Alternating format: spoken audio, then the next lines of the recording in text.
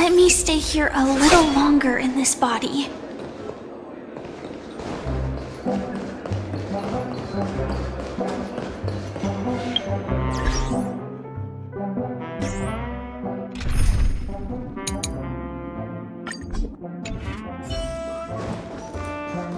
Stream forth! Gleamful.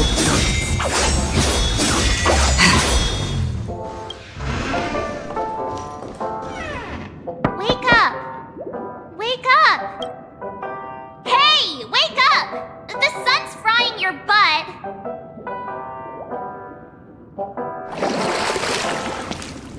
Are you okay? Can you hear me? I didn't hear a peep from your room, and it really freaked me out.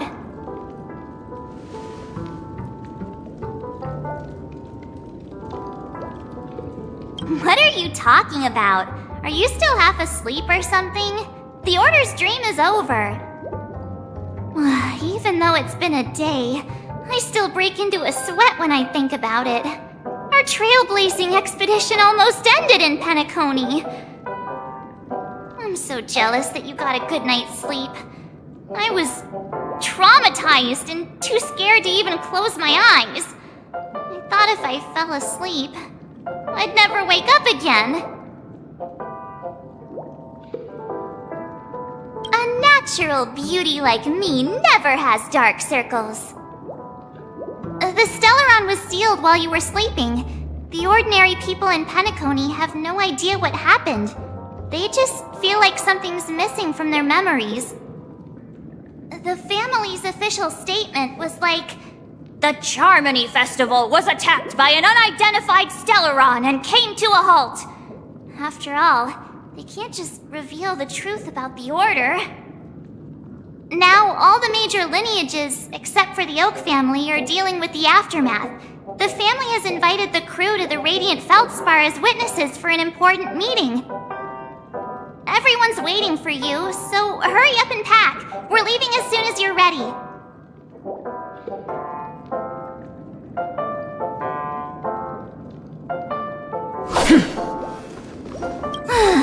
After all this craziness, nothing is better than staying safe in reality. Why the sudden interest in that? Well, I was dragged into the sweet dream. I felt a cold tentacle diving into my memories, but something else was there. So the tentacle suddenly disappeared. And then I dreamed about stuffing my face with delicious food and going on a shopping spree. Sunday didn't seriously believe that was the life I wanted, right? Breaking free from that cheesy illusion was just a piece of cake.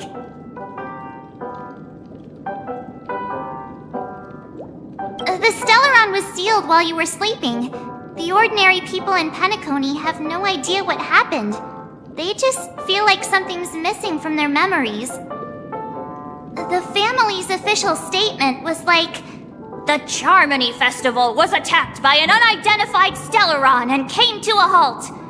After all, they can't just reveal the truth about the Order. Now, all the major lineages, except for the Oak family, are dealing with the aftermath. The family has invited the crew to the Radiant Feldspar as witnesses for an important meeting. It's a massive airship, and it's awesome! I heard it's never shown to the public. Only VIP guests of the family get to board it and enjoy the breathtaking views of Penacony. The Iris family sent us a bunch of souvenirs. Fruit baskets, plus this fancy button model. After you're back on your feet, you can enjoy them all. We are pretty much celebrities on the planet of festivities now, aren't we? Yeah, let's go. We've got some time before we board the ship, so let's catch up with everyone at Dream Jolt Hostelry.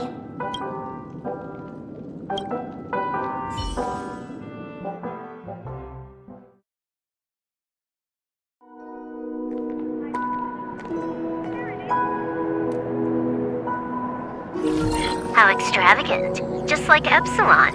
How was it? Did it live up to your dreamscape expectations? You already asked that when we first got here. Yeah, and you said no back then. But after all this madness, I'd say you've grown fond of it. But just a heads up, you're still on the Bloodhound family's wanted list, so keep a low profile. And this time, it's Firefly in the picture, not Sam. That's gotta be a whole new experience for you, right? Indeed. In Kafka's words, that's also a missing part of my life. Still, it'd be quite inconvenient if I can't move freely. Could you help me out, Silverwolf? I knew you'd say that. Don't worry. I've hacked all the systems and left no trace. Don't do anything that may draw attention, and don't talk with guards. They might recognize you. Keep these 2 points in mind, and you can go wherever you want, unbothered. Thank you. No problem, Miss Samuel. I love this fake name. Now that we're done here in Penacony, what will you do in your free time? I hear the Genius Society is here. How about we go stir up some excitement? Well, you know my script isn't over yet. I didn't bring you back to hear an answer like that.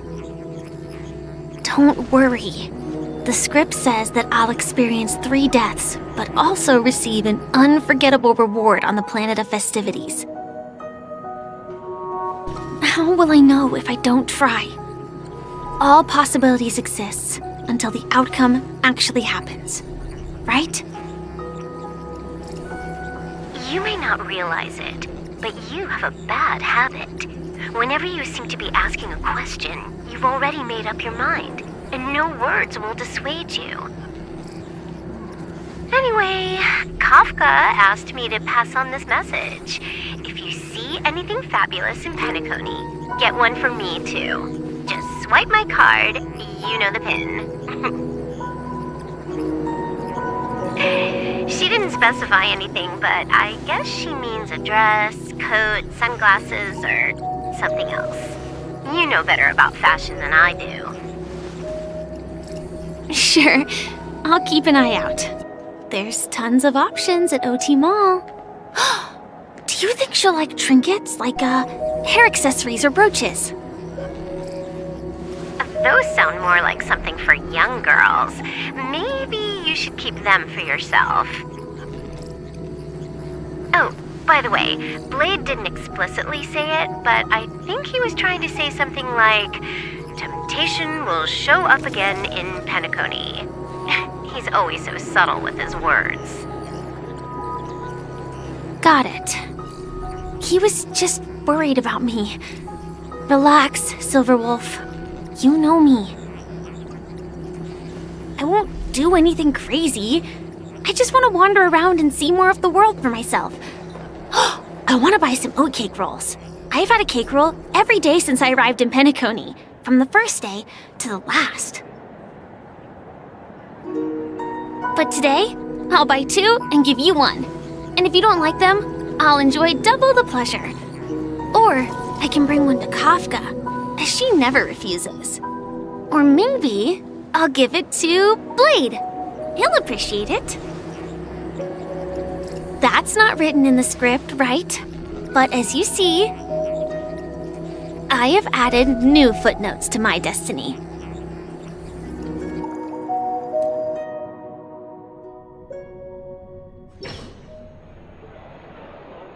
Welcome, Director Topaz. The family ambassadors are still inside making preparations, but the big boss hasn't arrived yet. It'll be a while before the conference starts, I'm afraid. Huh. Quite a spectacle. The family really knows how to make things look impressive.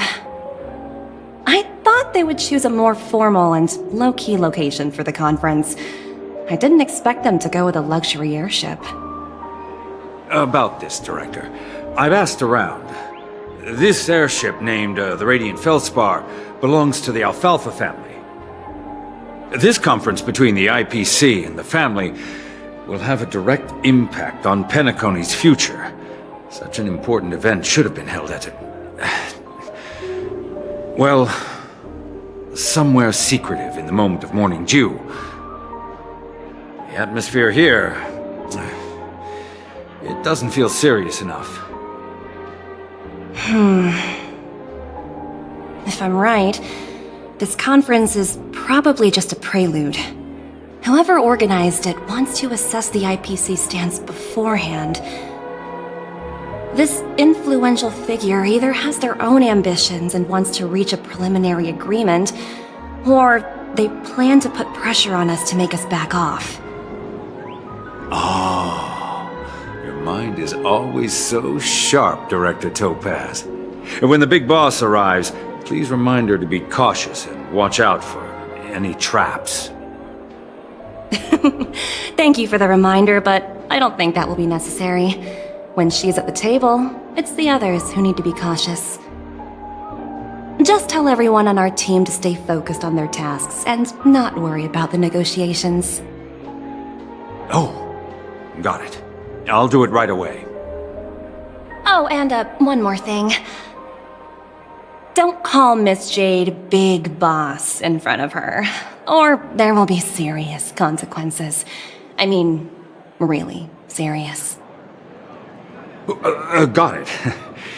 Thank you for the reminder, Director.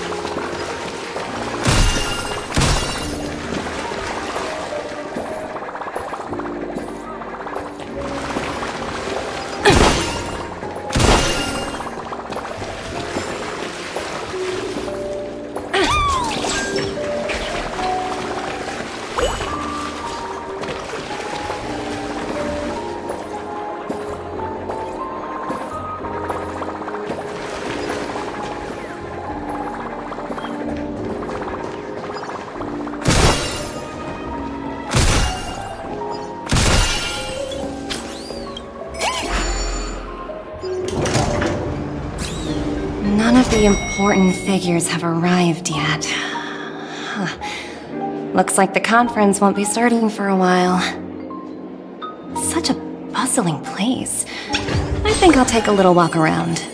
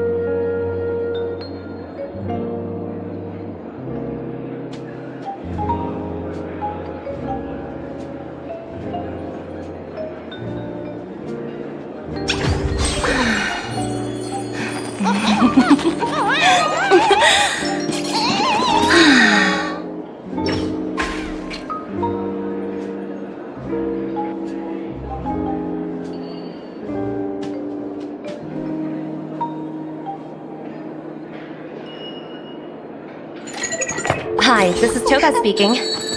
여보세요? Hi.好,知道了. Sure thing.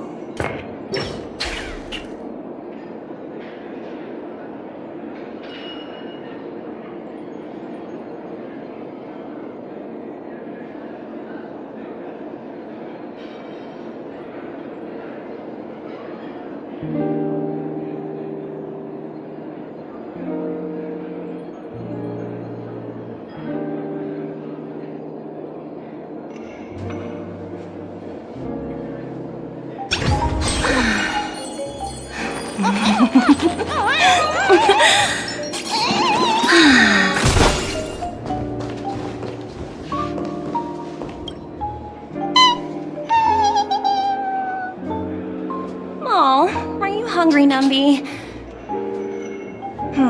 Food in the dream. Shouldn't taste bad, right?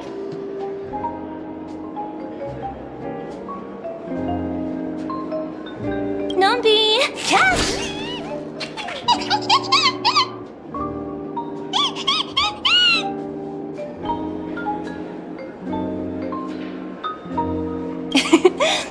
There. Don't be so greedy. Leave some for the other guests.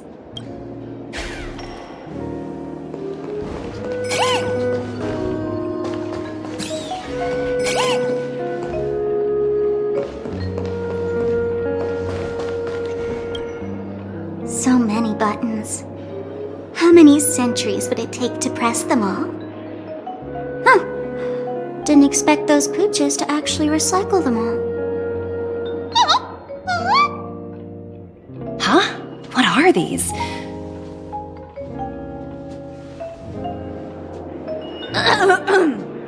For your safety, please stay away from those objects.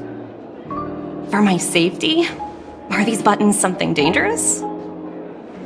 Not exactly. Lately, there's been a prankster in the Sweet Dream who's been handing out strange button devices to anyone he meets.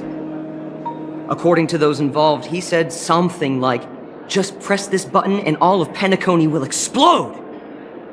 Luckily, no one believed him. Still, the Bloodhound family collected these buttons just to be on the safe side. What will happen if you press it? Hasn't anyone actually tried? Well, perhaps you don't know much about Penacony? All the guests here have one thing in common. They're terrified of death. Anyway, the family will deal with these things. Please kindly keep your distance.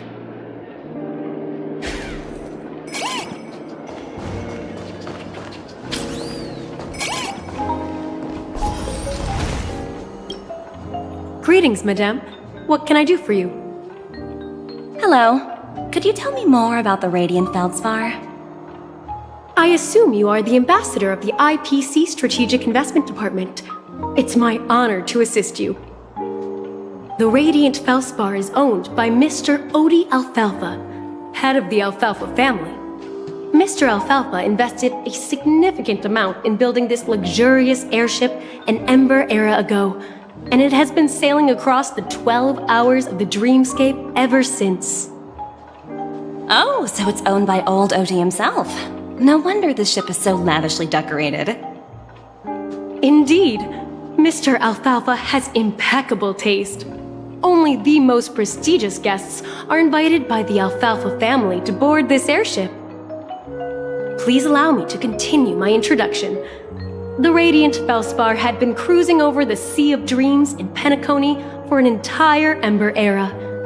But its voyage was temporarily halted due to the recent reverberation. Reverberation? Such a formal way of putting it. You're really downplaying the whole thing. I apologize. Please continue. Following the previous reverberation in the Sweet Dream, the Radiant Feldspar had to suspend its voyage temporarily. Thankfully, the factors that disrupted the dreamscape have been resolved. However, due to, well, certain special reasons, the Charmony Festival originally scheduled at the Penacony Grand Theater had to be temporarily postponed. So, Mr. Alfalfa suggested relocating the Charmony Festival to the Radiant Feldspar, taking this opportunity to announce the resumption of the airship's voyage. Ah, well, that would meet the family's needs and also create momentum for Mr. Alfalfa himself. Quite fitting for a legendary tycoon like him. Thank you for explaining matters to me. Goodbye.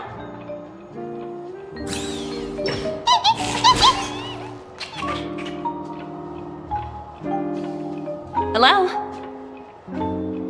The Talent Motivation Department? Again? Internal review? Will it ever end? I'm working on a major project. I don't have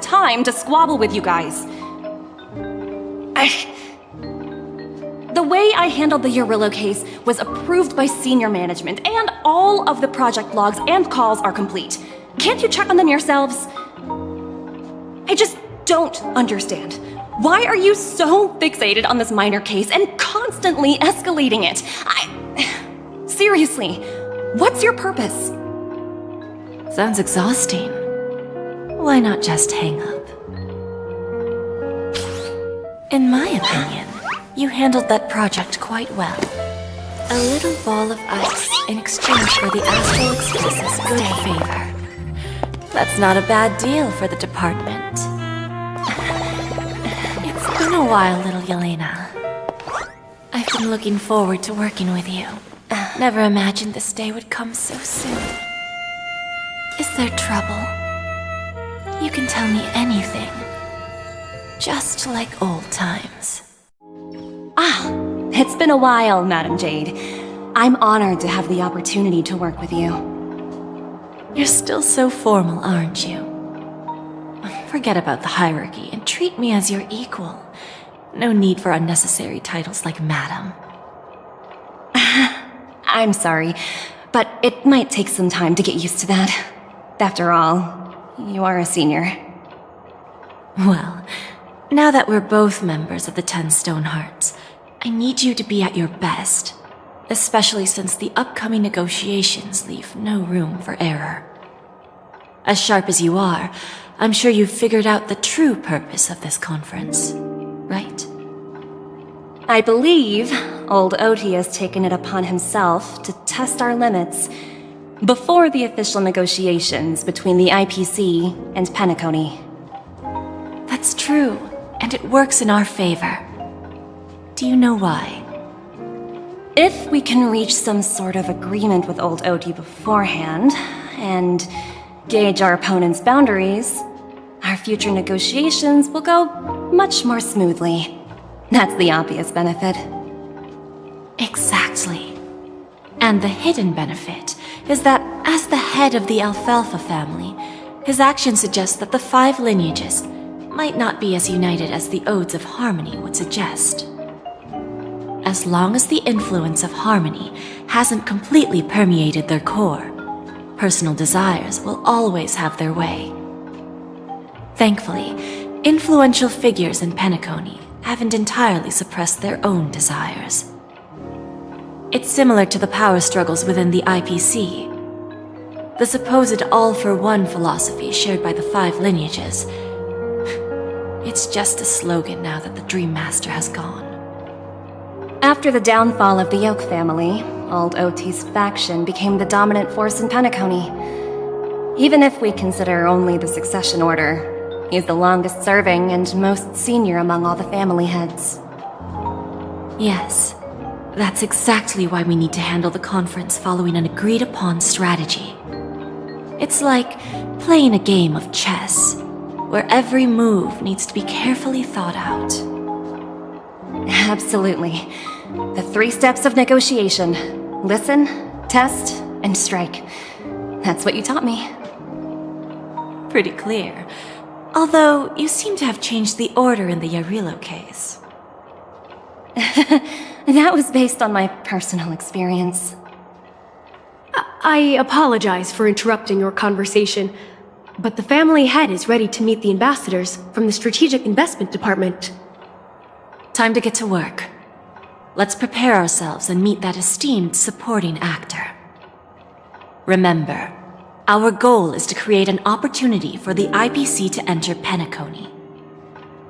Aventurine has already made a small opening, and you and I, we're going to tear it wide open.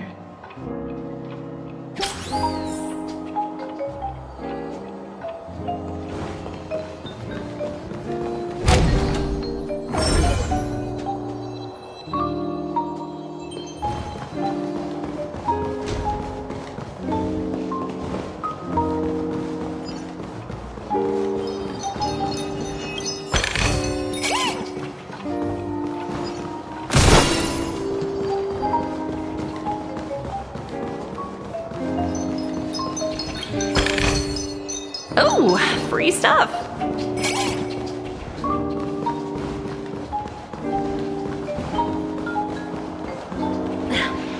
Watch yourselves in front of the IPC. Don't you dare embarrass me. Hard work pays off.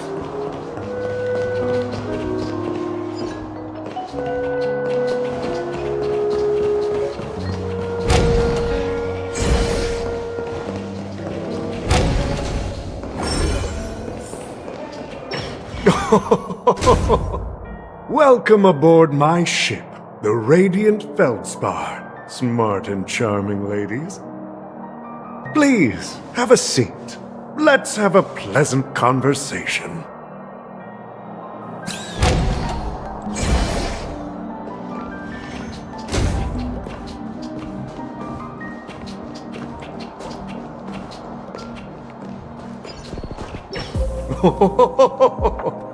Welcome aboard, my dear ladies. Forgive me for any lack of attentiveness that might have led to a lengthy wait outside. No problem at all, Mr. Alfalfa. It's my honor to meet you in person.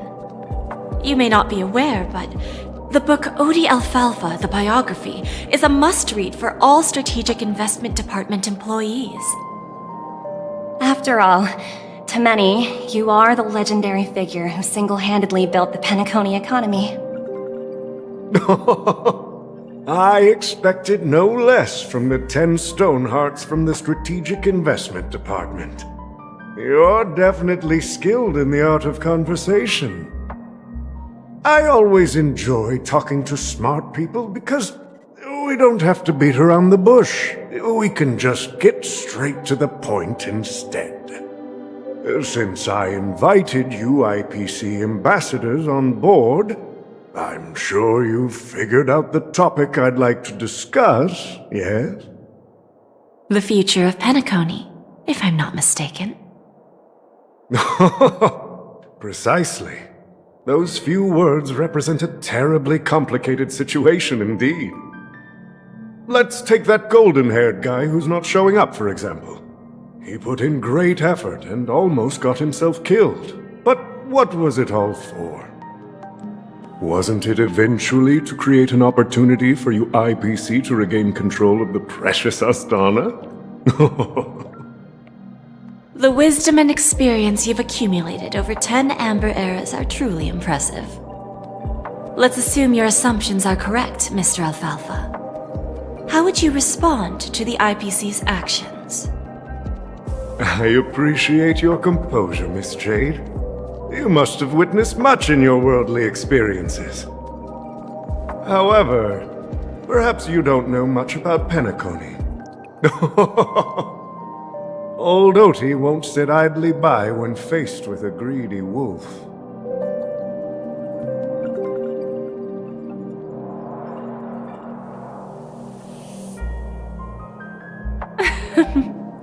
Please, go ahead. I'm all ears. Then I'll be straightforward.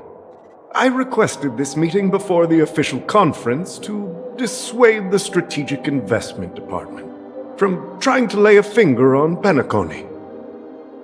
If you back off now, you can make a smooth exit and prevent the IPC from losing face during more important negotiations. One of our P-45 executives was attacked and nearly killed in the dreamscape. The IPC can't simply ignore this incident. Moreover, considering the turbulence during the Charmony Festival, Penacony's credibility has taken a hit in the public's eyes. Despite your determined attitude, the issues plaguing Penacony are real, are they not? You used the term real, Miss Topaz, but let's not forget that this is the realm of dreams. If you want to succeed here, you need ambition and unconventional thinking. Curious about how I plan to respond to the IPC? Well, I don't mind sharing. My actions will help Penacony take a significant step forward by self-listing and going public. Going public? If I'm not mistaken, You want to bypass the IPC and go public on a universal scale. Precisely. Instead of watching the IPC gnaw away at Penacony, I'd prefer to open the doors of the sweet dream to the entire universe. Starting today, anyone in the cosmos can become a shareholder of the land of the dreams. This is the path of harmony I'll choose.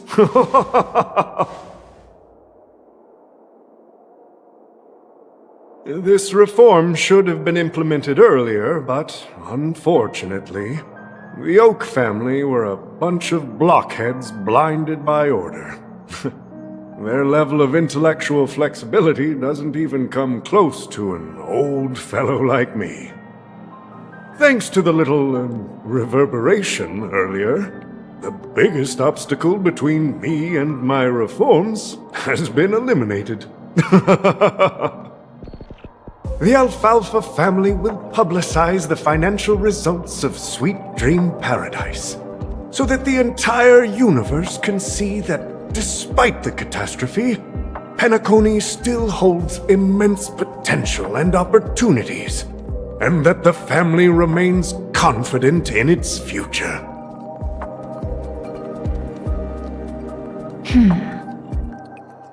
Crisis and opportunity are two sides of the same coin. So, you've been waiting for the right moment for Penacony to regain the spotlight. And if Penacony should seize this opportunity to overcome adversity, even if the IPC tries to intervene, every move we make will be scrutinized by trillions of people.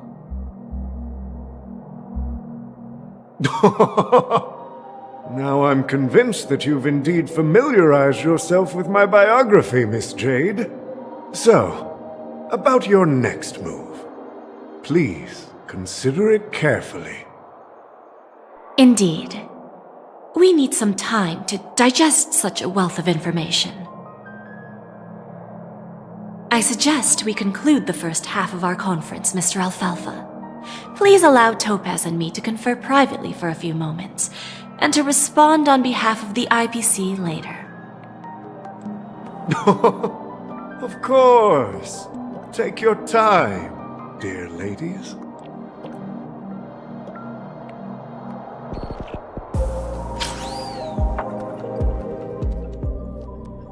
The Alfalfa family had a meeting with the IPC?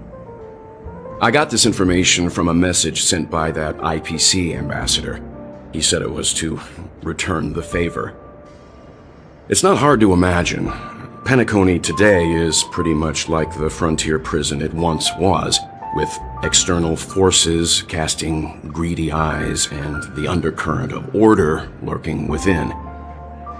Instead of falling into a situation where they are plagued by both external and internal threats, Penacony would rather take a step back and invite the IPC to negotiate at the table, ostensibly to cooperate, but in reality, to secure more opportunities for their own survival.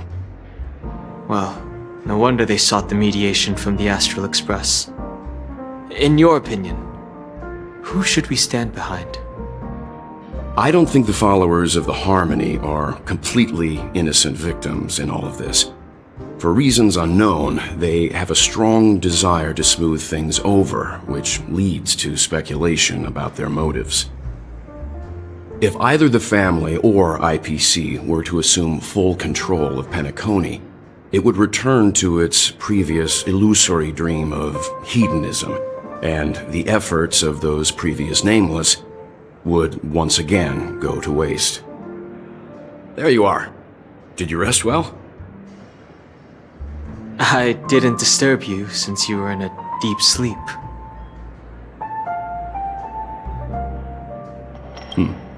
After Anna's dream was shattered, the family branch from the Montour system soon arrived and swiftly took control of the situation.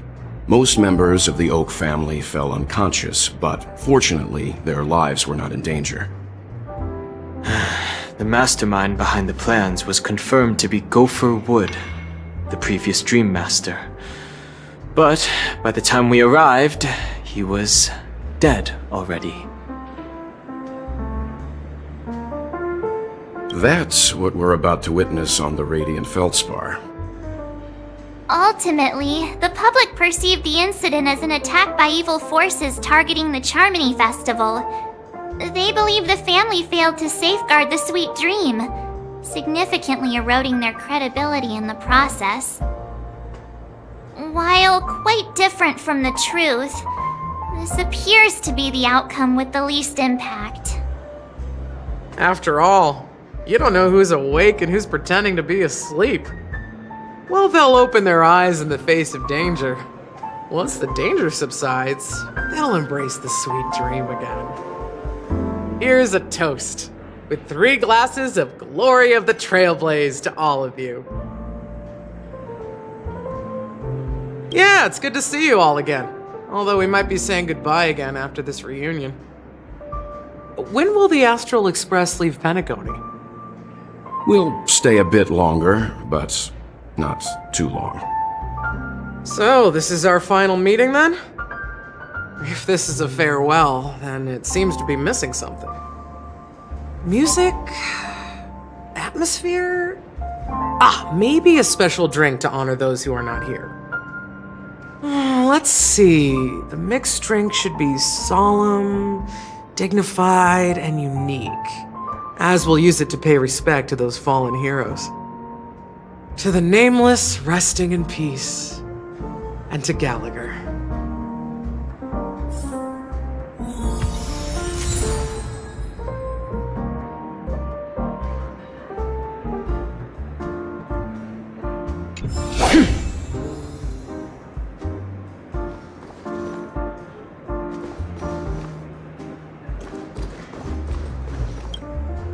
This trailblazing expedition has been thrilling and memorable. Hopefully we've all gained insights about ideals, paranoia, clarity, and dreams from the experiences we've had.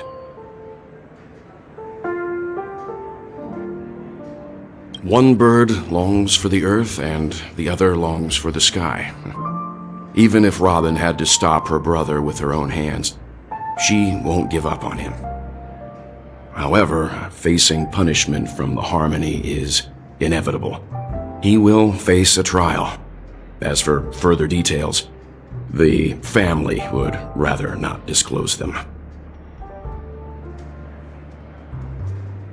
Since the family took up residence in Penacony, the Order has been hiding in plain sight under the guise of the Oak family, using the Stellaron's power to strengthen their hold on the Sweet Dream, which eventually resulted in disaster.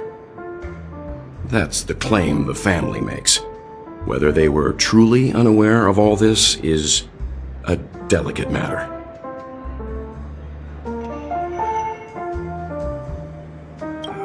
Venturine's efforts finally earned the IPC a seat at the table. As a result, a more senior representative arrived in Penacony and initiated negotiations with the family. As far as the Astral Express is concerned, the IPC will make for an invaluable ally during the negotiations to prevent Penacony returning to its former ways. Well, it was somewhat surprising. In that dream, I returned to my homeworld and reunited with my long-lost friends. And for some reason, Acheron resurfaced in my mind. When I realized that her conclusion was not preserved in memories, I became aware of the bitter truth. The conclusion of a journey can often be sorrowful. All we can do is to try to make sure it ends on a happy note.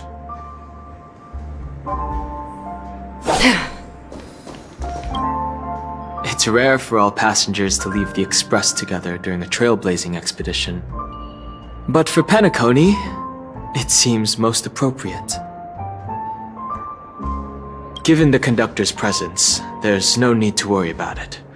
However, it's crucial that we soon return to inform Pom Pom about, the Nameless. In my dream, the Express stopped at many places, and passengers came and went. However, The five of us were always present, and the journey seemed never-ending. Perhaps this could be a deep-seated desire inside me, and upon realizing this, I knew it wasn't real. No related records exist in the databank, but I have a theory. The hidden dangers of the Order have always been within the Harmony, and this issue existed within the family from the very beginning.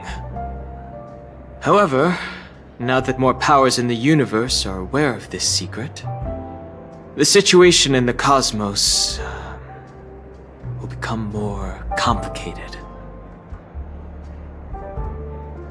Like I said, we'll go and see. Once we've packed everything, we should head to our next destination.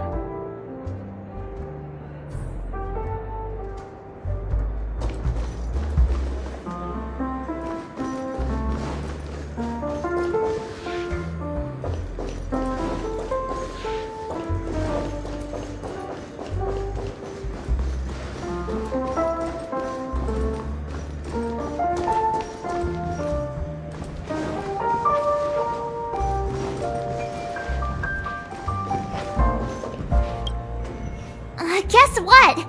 Something weird just happened when I was on my way over here. Someone gave me a strange gift. So I unwrapped it and found out it was a button with a message on the back. Just press this button and all of Penacony will explode. That sounds terrifying. Of course not.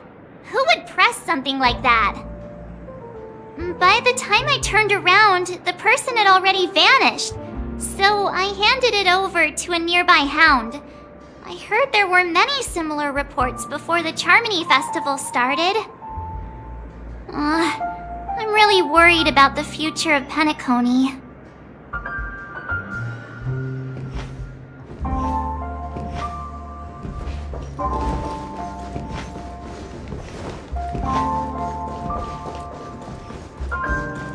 Stream forth the gleam of old blades. Ready to mix your drink? I'm not sure. I haven't seen him since our last meeting at the lounge. Come to think of it, he always did come and go quietly. We used to discuss everything here. But every time he'd leave, I'd realize that I didn't know him at all. Such is the mystery that is Gallagher. I have a hunch. Perhaps he's already fulfilled his wishes and won't be coming back. Before we start, would you like to talk to your friends? We have plenty of time. All right, as you wish. I think I have an idea about what drink to make. Would you like it bitter or sweet? It's up to you. Choose the flavor that suits you best at this moment. Drowning sweetness. One of the most challenging drinks to make. A slight imbalance in the ingredients can result in an overwhelmingly viscous sweet taste. However, with the right ratios, you get a uniquely sweet drink with a lingering aftertaste. Not a bad choice. Let's start mixing.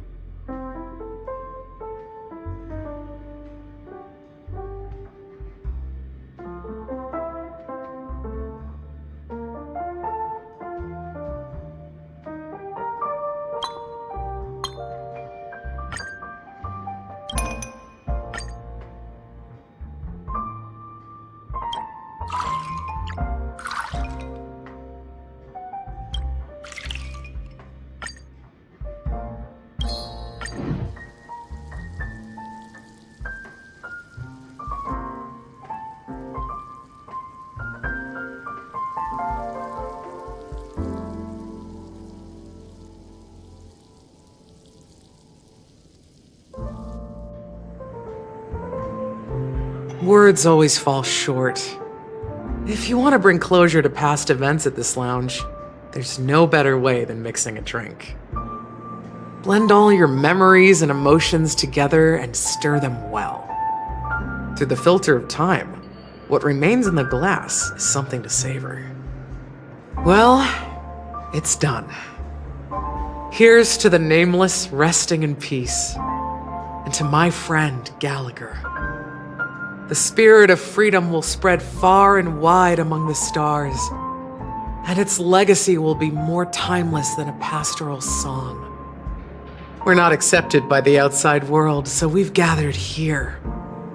And one day, our souls will return to the same place. Cheers.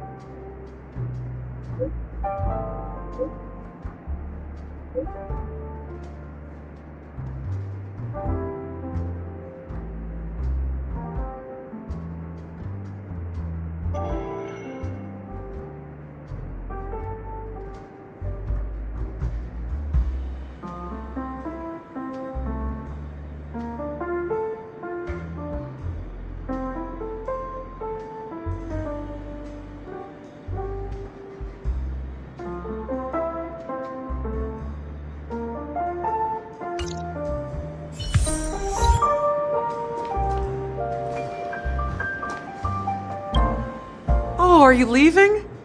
Oh, then take this with you.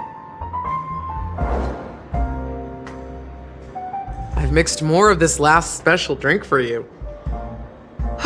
The past shouldn't be forgotten. So I hope it brings back the flavors of Penacony. Thank you. I'm sure it'll leave a lasting impression. If you happen to run into Gallagher, make sure he has a sip too. I know his tastes, and he'll be thrilled. Alright, enough with the heavy stuff. You guys have important things to take care of, so let's not dwell on things. Whether it's the Astral Express or Penacony, there's still a long journey ahead. So let's lift our spirits, guys, and embark towards our tomorrows.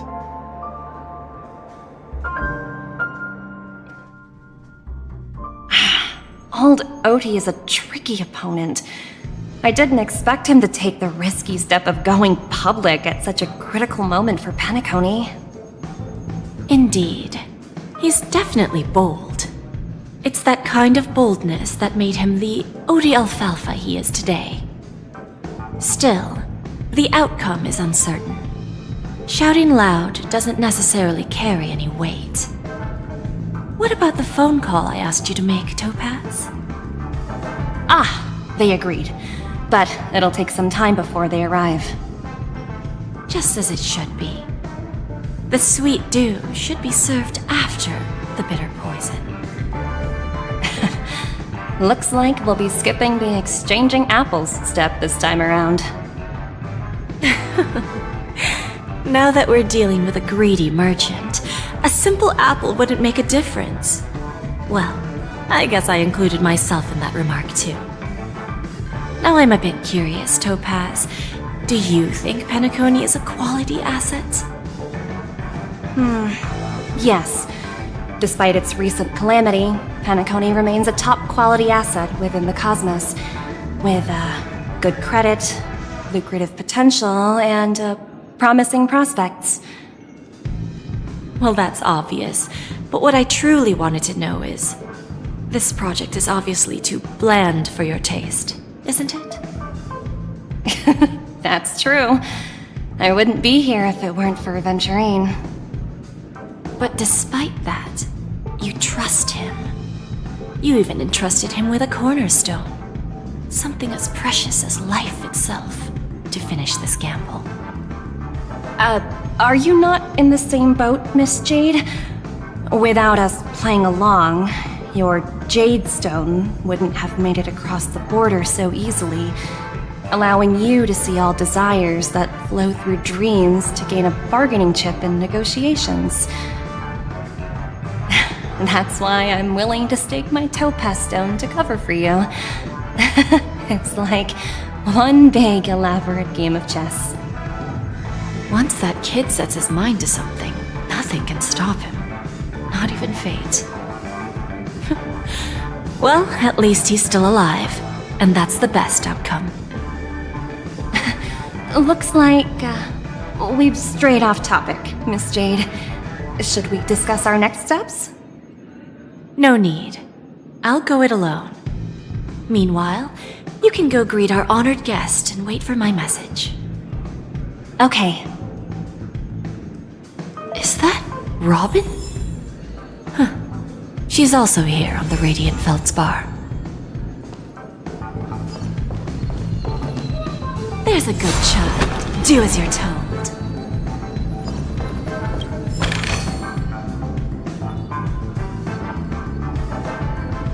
There's a good child. Do as you're told. Yeah!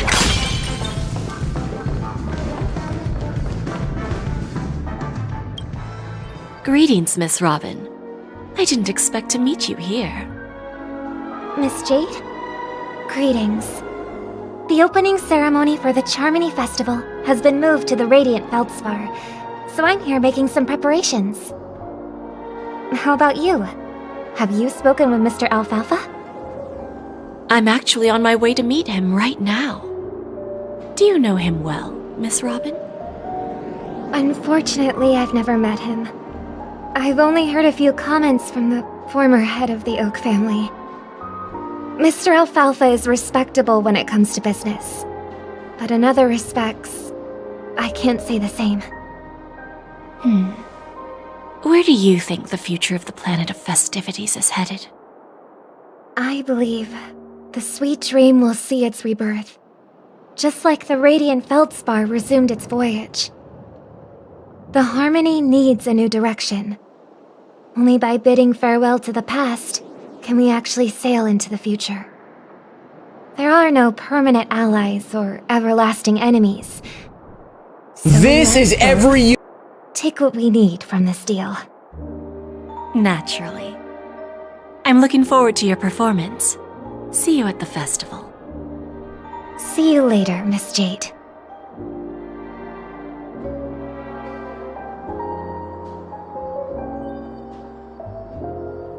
There's a good child. Do as you're told.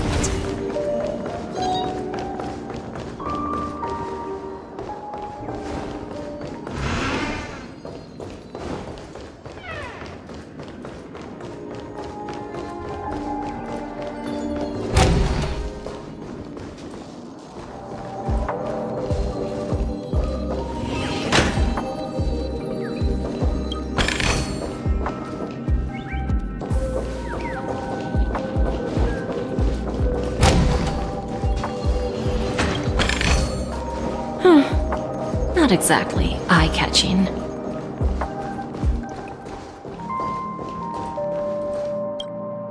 Thank you for your patience, Mr. Alfalfa. Let's continue our discussion. Figured out something already, Miss Jade? But where is Miss Topaz? Topaz has something else to take care of. You'll be seeing her later. Talks can still continue between the two of us. Is it just me, miss? Your tone sounds very different now.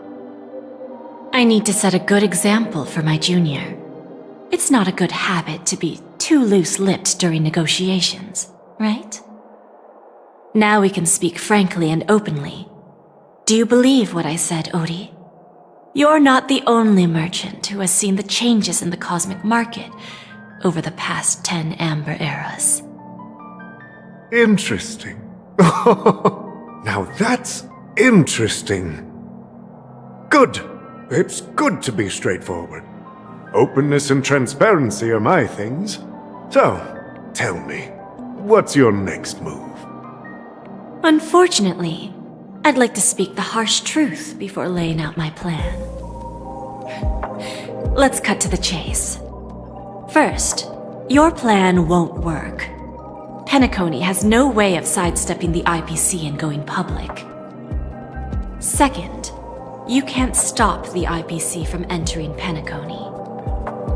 We've got all the time and connections in the world to find a way in.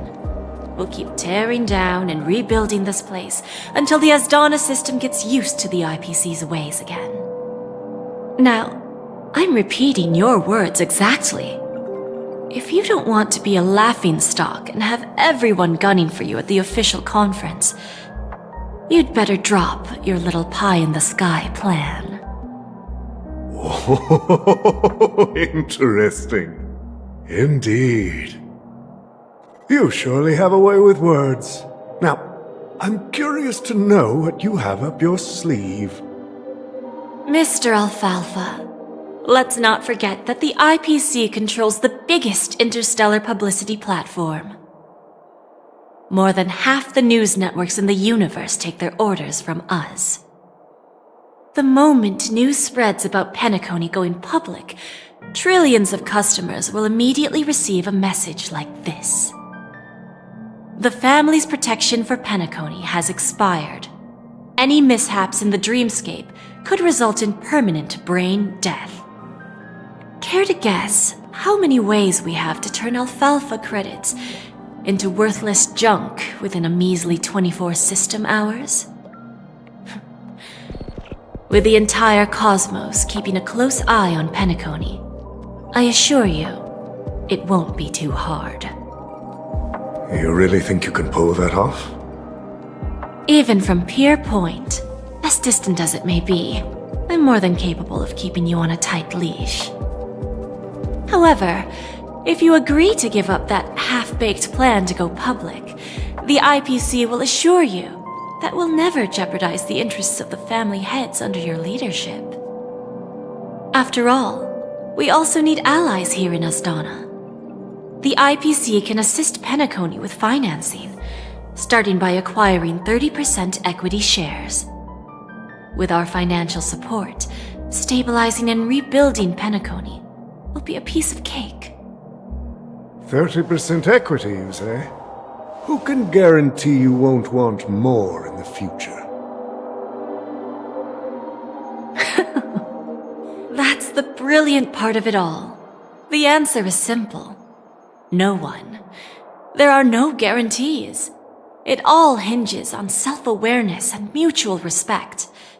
However, the board of directors will consider the interests of the family heads to some extent. You're a smart merchant, old Odie. Isn't the whole purpose of this elaborate game to showcase your business acumen and seek more benefits for the family? It benefits us if we both take a step back.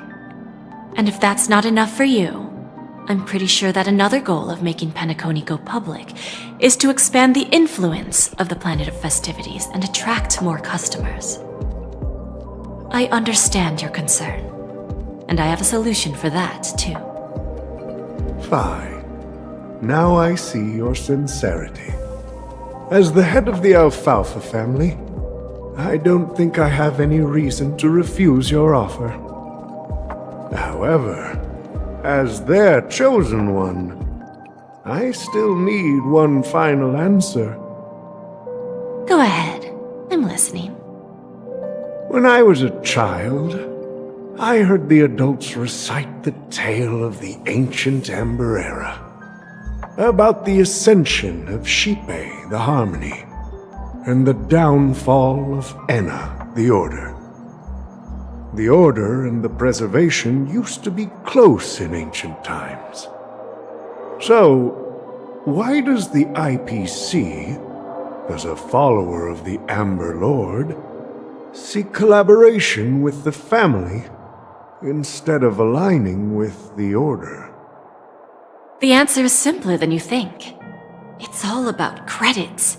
Everyone's favorite thing and the universally recognized currency among the stars. The IPC has the power to perpetually ensure their value.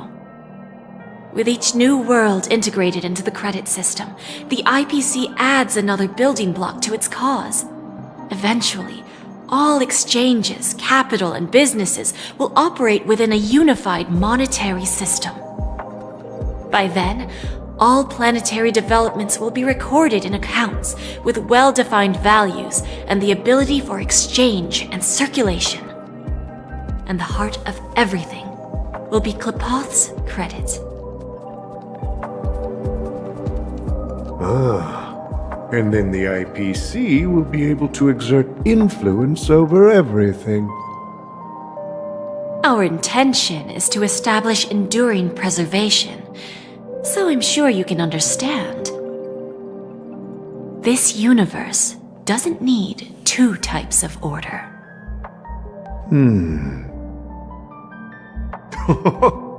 Well said. Now you've convinced me. All right. Tell me your solution. Let's see if we're thinking the same thing. Then let's continue our conversation. Please, Topaz, invite Sweet Dew to join us at the table.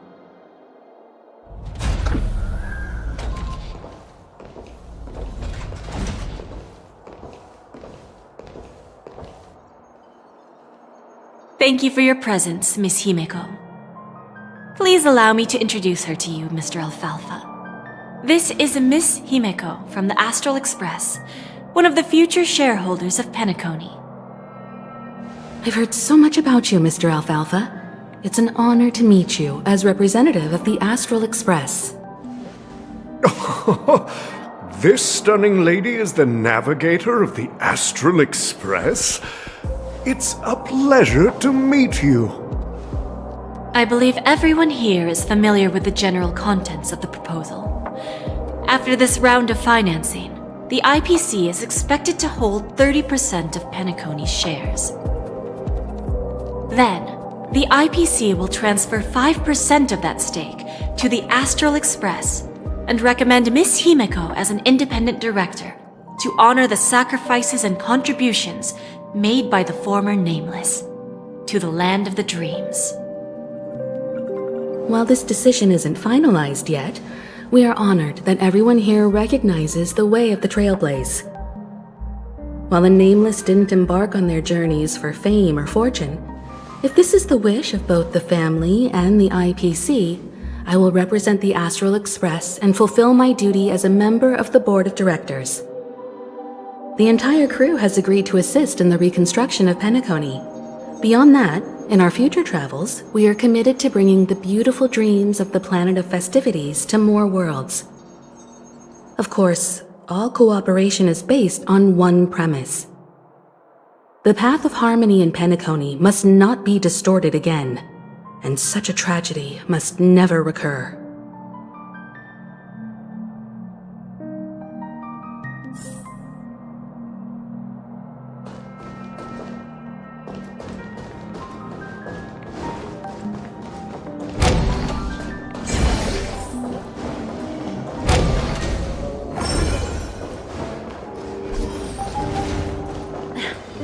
Watch yourselves in front of the IPC. Don't you dare embarrass me.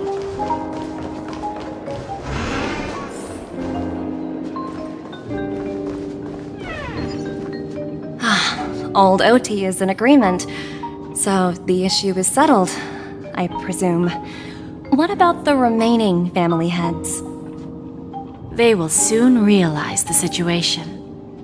When old Odie answered the last question, he represented more than just the Alfalfa family. When should we schedule the formal negotiations? I'll handle the arrangements. It's all up to you. I'll step back and let you handle the negotiations and takeover. I won't be involved. But Miss Jade, this is... Aventurine initiated this case, and you were his project partner. If that kid hadn't overplayed his hand, I wouldn't have been pushed to the forefront. I came here today to help you sort out the toughest issue. I trust you'll be able to wrap things up quite nicely, little Yelena. Of course, there won't be any problems. And please, give Diamond my assurance. Don't worry.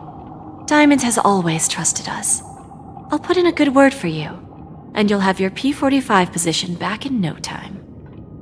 Radiant Feldspar. What a fantastic ship. Now that my business is done, it's time for me to indulge in my own little hobby. Ah, you want to open a Bonajade exchange branch on this ship too? Opportunities like this don't come around often. Just look at the guests on this ship. They're surely holding a wealth of valuable treasures. Well, I'll take my leave. A pawn shop can't run without a boss. See you around, Topaz. I have one more question for you, Miss Jade. Go ahead.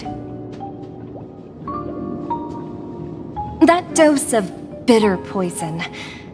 I'm curious as to how you found this information. I didn't find the information. It came to me.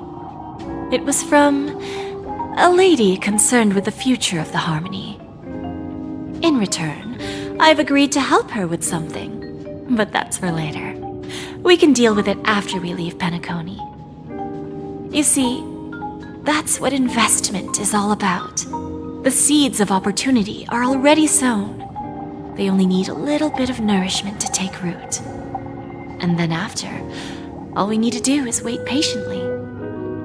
Like right now, for example. It's just about time my final guest boarded the ship.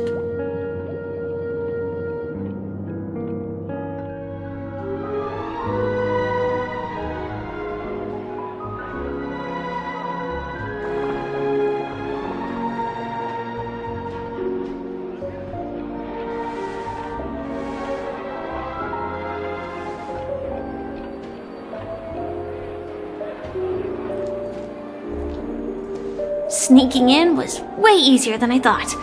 The family's security is as lax as ever. So, this is the Radiant Feldspar. So luxurious. A pawn shop that grants wishes. Is there really a place like that on the ship? I'll find out for myself if the rumors are true or not.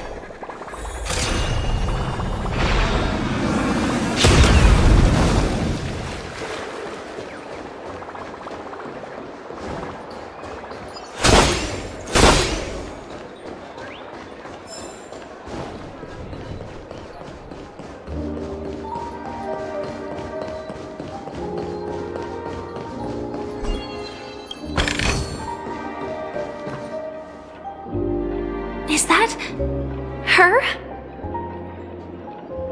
Huh. Vanished in the blink of an eye. So the Astral Express is here too. Inspection complete. Nothing suspicious. By the way, there's one more thing. Mr. Alfalfa and I discussed it. I'll present a gift to the Astral Express on behalf of the family as a token of gratitude for the Nameless's contributions to Penacony. Please help me with the necessary arrangements. Right away, Miss Robin. Can I ask you something? Oh, greetings, miss. Is there anything I can help you with? Do you know how to get to the pawn shop? Pawn shop? Ah, you must be talking about Lady Bonajade's place, right? I heard she offers, special services there. I've marked the pawn shop's location on your device. Please feel free to check it out. Lady Bonajade. I think I've heard that name somewhere before. Was it from Silverwolf? Come to think of it, She disappeared after mentioning that she was going to meet with the Genius Society. I wonder how things turned out for her.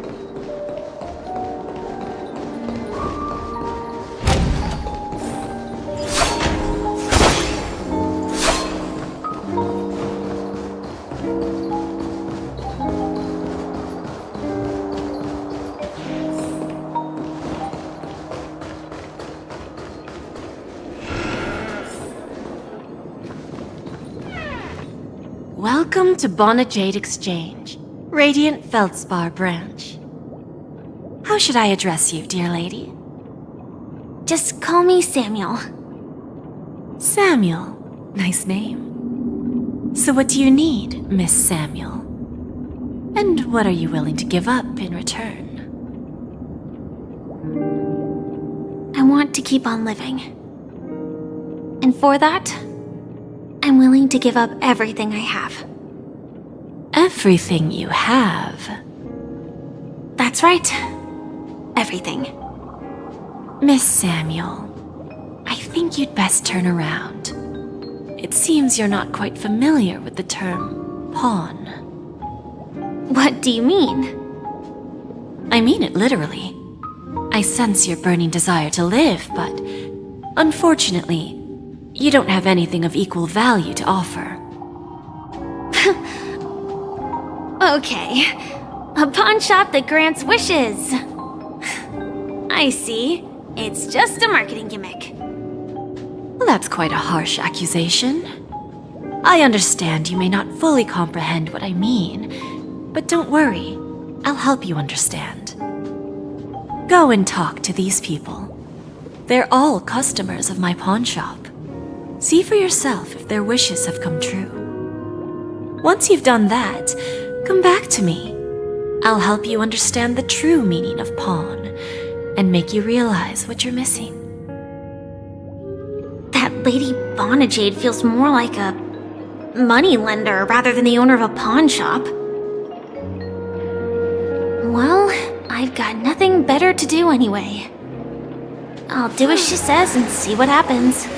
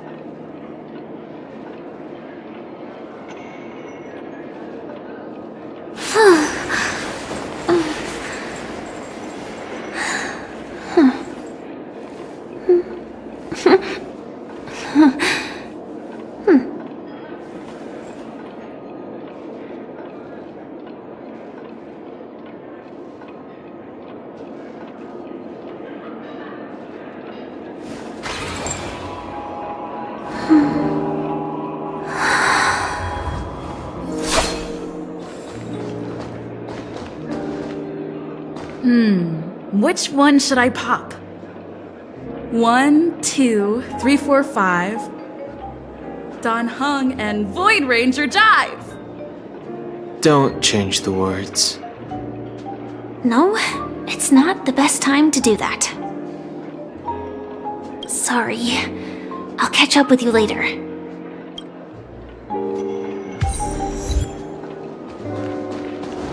No, it's not the best time to do that. Sorry, but I've got to find Lady Bonajade first.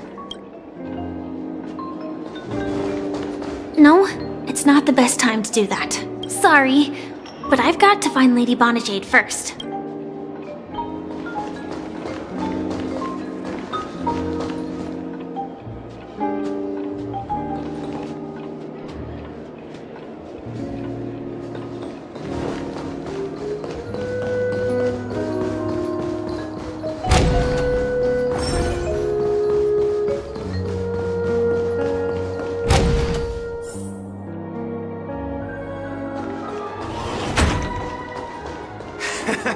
Got it. Hey, excuse me. No danger detected. But never let your guard down. You stupid little girl. Coming back to lose more money, huh? Enough talk. Let's get started. This will be our final game.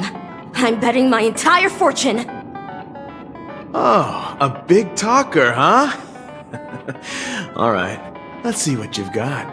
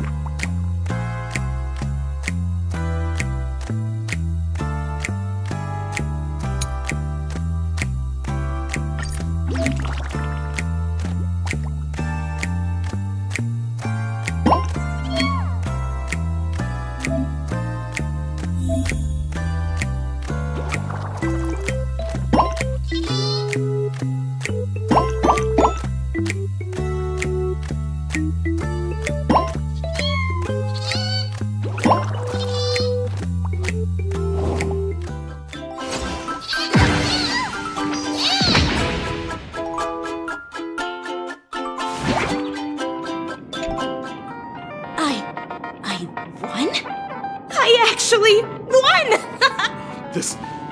This can't be! You lost to me 10 times in a row. How could I possibly lose to you at such a crucial moment? It's true! Lady Bonajade has truly blessed me! Finally, my luck has turned for the better! Great new era for Stacy! The Master Gambler has arrived!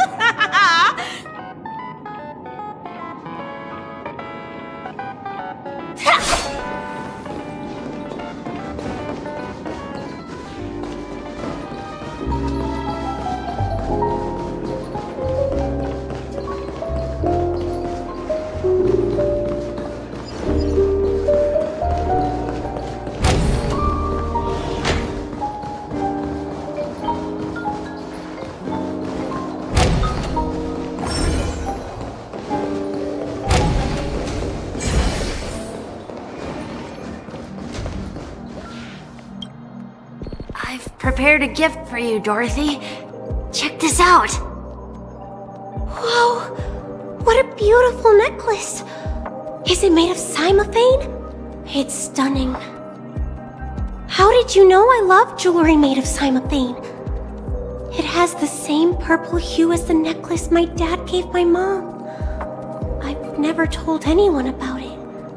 How did you find out, Del?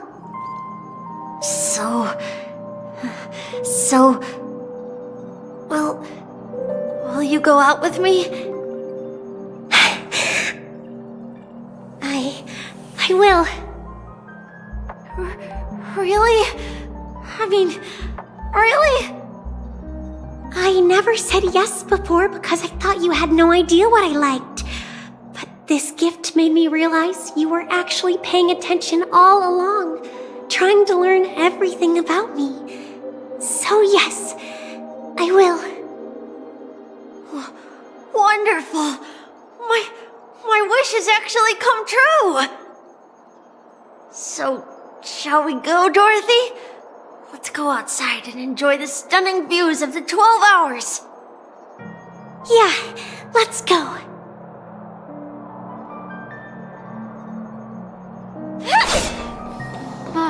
Just like the gold.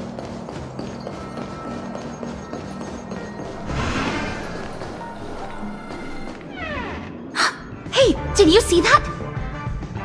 The gray-haired one outside.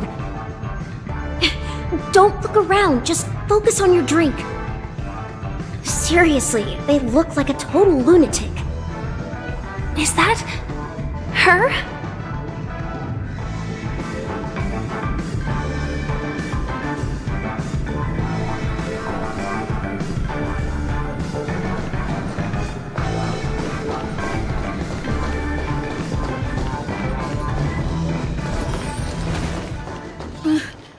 Chirp, chirp. Origami bird. Hey, little birdie. Come on. Come down already. Everyone's staring at you. No, it's not the best time to do that. Sorry. I'll catch up with you later.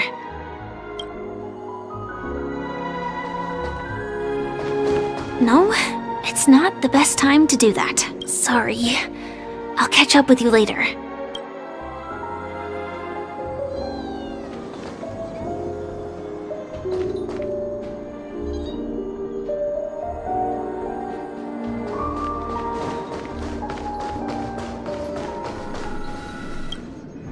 Yeah, you heard right.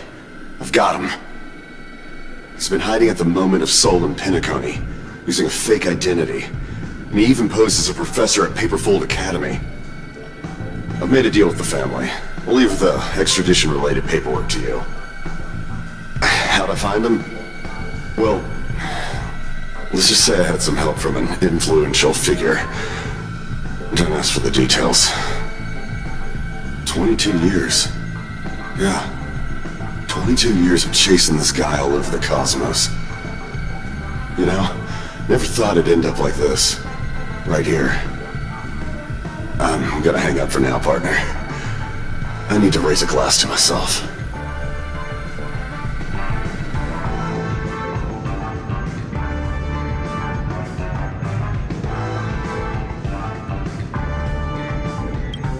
All of their wishes actually did come true. But I just don't understand. How did she do it? And what does pawn really mean? I should go back and ask. Inspection complete. Nothing suspicious.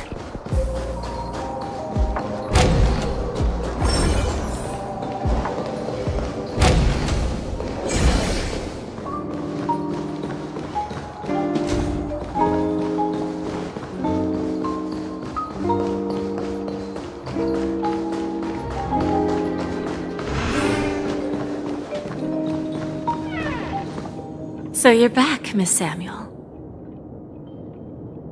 Yeah. I found those people. And it seems their wishes did come true after visiting the Bonajade Exchange. But I'm not sure what you want me to see. They all seem to be living fulfilled lives. Not so fast.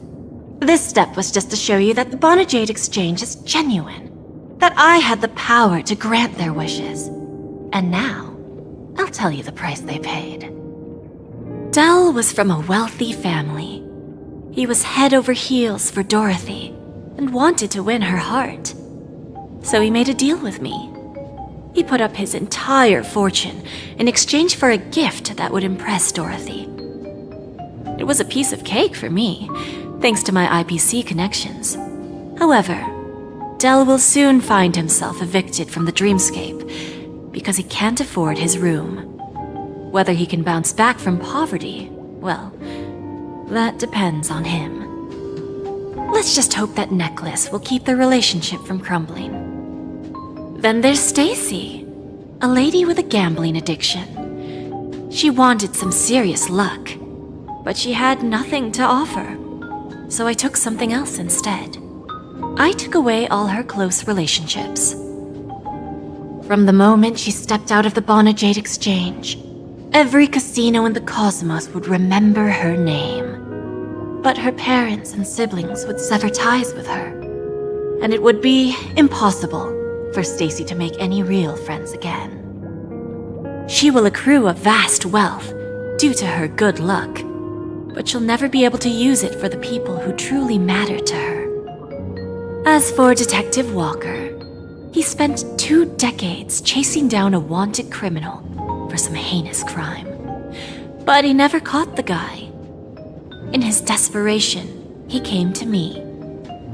He offered his own memory system as collateral. In due time, his memories as a detective will be erased, and he will completely forget his own identity and all the sacrifices he has made. Interesting, don't you think? I fulfill people's desires and grant them favors, and soon they come back to me with even greater desires. When people see others' desires get fulfilled, they develop their own desires. It seems like an endless cycle, but it does have a goal. In the end, I will get what I desire from this whirlpool. And patience happens to be one of my greatest strengths. So now, do you understand what you must give up, Miss Samuel? Or should I address you as AR-26710, a remnant of Glamoth's Iron Cavalry? I'm not surprised. You are much calmer than I expected. Entropy loss syndrome. Truly an unjust misfortune, isn't it? The higher-ups in Glamoth implemented such a failsafe within the genes of their warriors, just to make sure the Republic's most powerful weapons wouldn't fall into the wrong hands. As for the price, those Iron Cavalries weren't exactly seen as regular, independent humans, so there wasn't really a price to be paid. However, you are different. You're now a Stellaron hunter, a living being named Firefly. Naturally, you want to continue your existence, but with the firmament front gone, the people who know the secret and can cure the disease are nowhere to be found. Are you suggesting that the IPC has a remedy? Well, there might be a silver lining. That's all I can say for now. I see. It's no wonder you said I can't provide anything of equal value. Because nothing I own holds any meaning. So, you're going to ask me to personally restrain my partners to ensure my own survival? Unfortunately, that's not quite the case. Partners. A nice way to put it. Now I'm even more curious about the Stellaron Hunters. Each of you has your own identity and a special bond with each other. It's strong and intimate, and yet it allows for independence. Just as the 10 Stonehearts follow Diamond, you follow your own leader. I wonder what they are like, and if all Stellaron Hunters are like you. Traveling on the path of finality, but struggling against your destiny. Attempting to move in the opposite direction. I really hope that one day, all of you will come and visit my pawn shop. I'll be waiting patiently for that day. Can I see this as an invitation? From Diamond to the Stellaron Hunters while keeping the IPC in the dark? Consider it more of a personal offer from myself. It doesn't represent the IPC or the Strategic Investment Department. The Stellaron Hunters have interacted with the IPC, but not the 10 Stonehearts. Our paths have never crossed. As for your offer, I can pass it along to my partners. But I have a question. You know who I am. And you must know that my partner is keeping an eye on this room. If she wanted to, she could let the entirety of Purepoint know about it within a few mere seconds. What drives you to take such a risk and extend this invitation on behalf of Diamond, even if it could lead to your downfall? Simply put, you and I are the same. However, unlike you Stellaron Hunters or the Astral Express, we band together merely to obtain what we want. Each of us has our own past and destined ends, and on this journey, we have been invited by Diamond to join him. This journey could be either brief or long, as each of us carries a void in our hearts that can only be filled from the outside. So, Diamond made us a promise to divide the power of the Emanator of Preservation into 10 pieces and give each of us a cornerstone to fill that void. Mortal flesh is fragile, yet my heart is unyielding like the monolith. For without this resolve, the way of preservation would fade into oblivion. So, you understand? This pledge goes beyond a mere oath. It's our collateral in exchange for opportunities, wealth, survival, and a future. And whatever we gain from it will fortify the Stonehearts in return, allowing us to achieve the great cause of the preservation when the war among the eons eventually comes.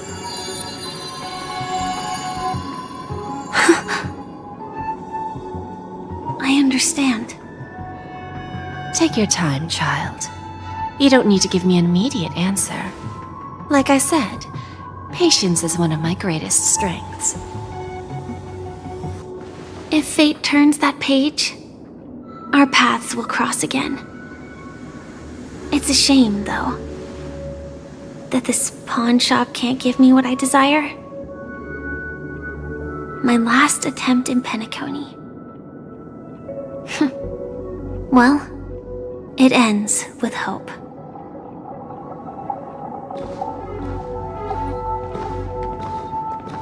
Lady Bonajade, I've come to deliver the collaterals promised.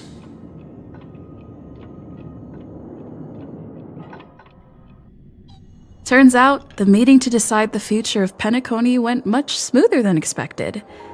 With little debate. The Charmony Festival's opening ceremony is starting soon. I should head down and take a look. This airship has quite a few treasures, a bountiful harvest.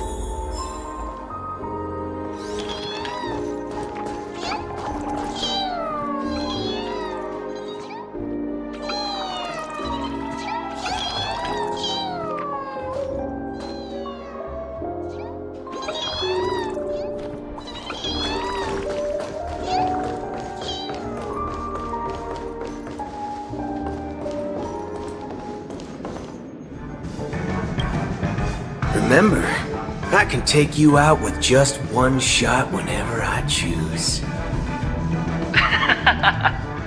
Oh, that'd be my honor. Don't worry, I hate cheating at the table. You better. Ah, look who's here. The great hero of the Astral Express. The most dazzling trailblazer in all of Penacony. Oh, you're here too. Long time no see, friend.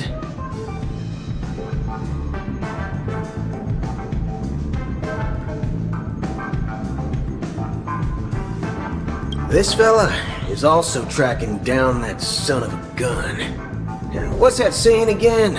The enemy of my enemy is my friend. Let's set aside those under-the-table dealings for now, partner. Don't want to spoil the festive mood of the Charmony Festival. Oh, I agree. Now let's congratulate Miss Trailblazer. I hear the family intends to thank the crew at the Charmony Festival. It's a real pity I can't personally be there to witness this.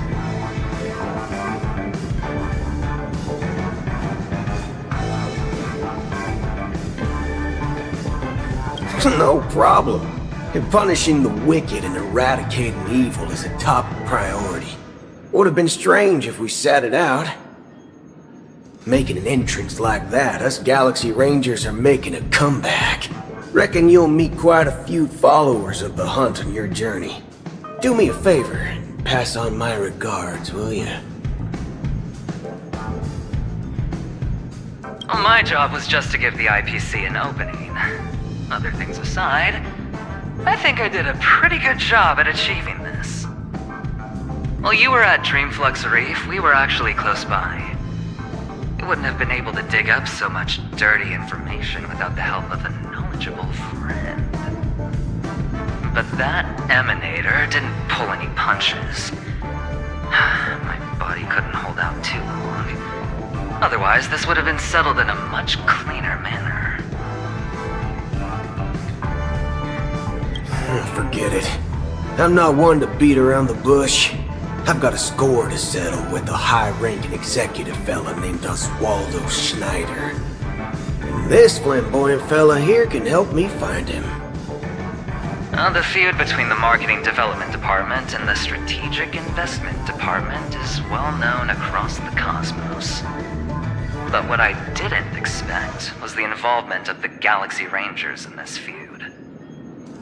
Looks like things are about to get spicy. Thank you. And I also hope you enjoy yourself, great hero of Penacony. I'll pass. But I do hope you guys have fun. If you don't mind, let's play a few rounds next time.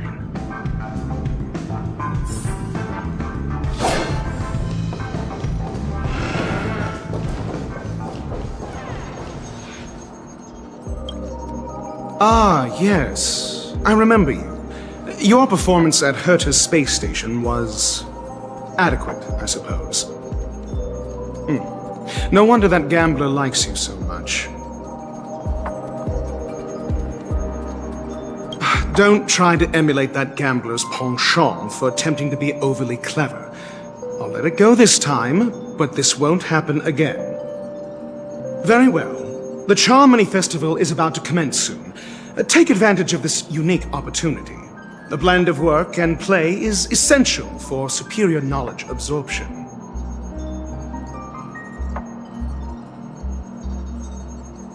The executives of the IPC and the Guild say that we are strategic partners. Yet, from my perspective, I am invariably the teacher, and he, along with you and every other individual, is the student. From this perspective, Aventurine isn't what you'd call an ideal student. Yet, he's also not utterly obtuse. Alas, the void within him can never be filled by talent and knowledge. Let's hope he doesn't turn into a philosophical zombie. Saying such a thing merely indicates that you have not truly grasped the essence of learning. The principle of balancing work and relaxation is scientifically grounded, with the relevant proof process detailed on page 21 of the 31,467th issue of the academic journal Star Caesar. Acquiring knowledge aims to enhance living. Don't invert priorities like those dolts at the Guild. Then you'll excuse me.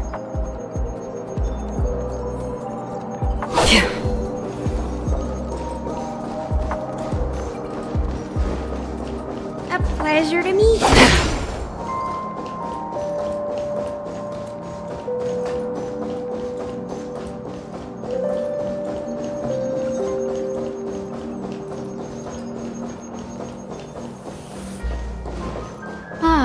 Just like the golden years.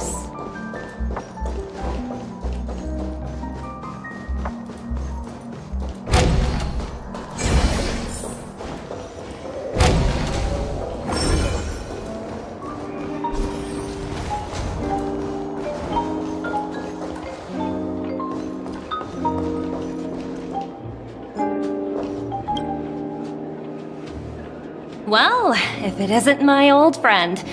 It hasn't been long, and yet, here we are again. How are you?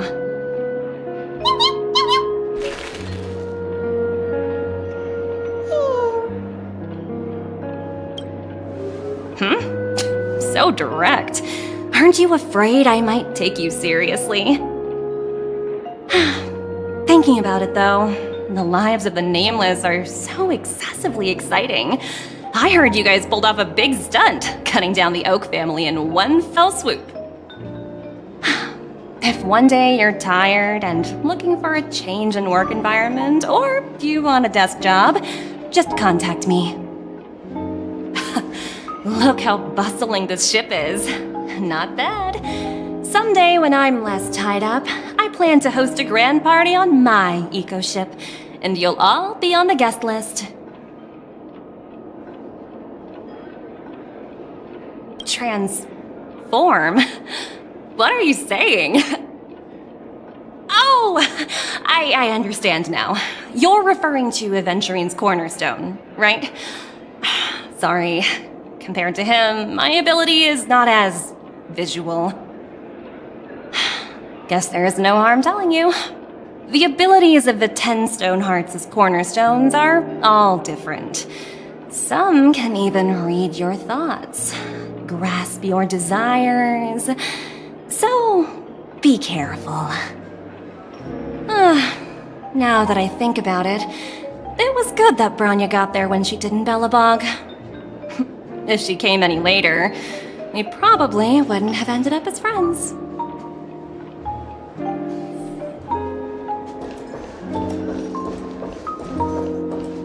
What services do you require?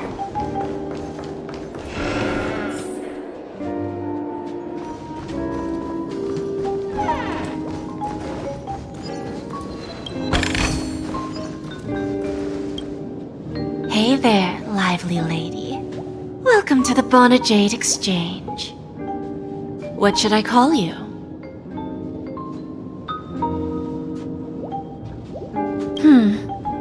Not a bad name. Just lacking in virtue. So, Miss Sunday, what do you wish for? And what are you willing to sacrifice for it?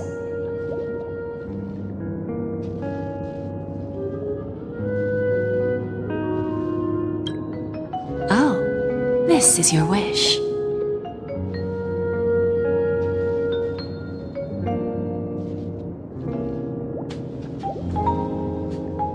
Sounds simple enough. Very pragmatic. Then, let's discuss the cost. I wouldn't be too worried. To fulfill this wish, the thing I need is simple. The tail of an animal. Well, it's a two-legged animal with black fur, a round head, and long ears. It's omnivorous and is prone to mood swings. Most importantly, it has mastered the human language and can communicate. Bring its tail to me as collateral, and your dreams will come true.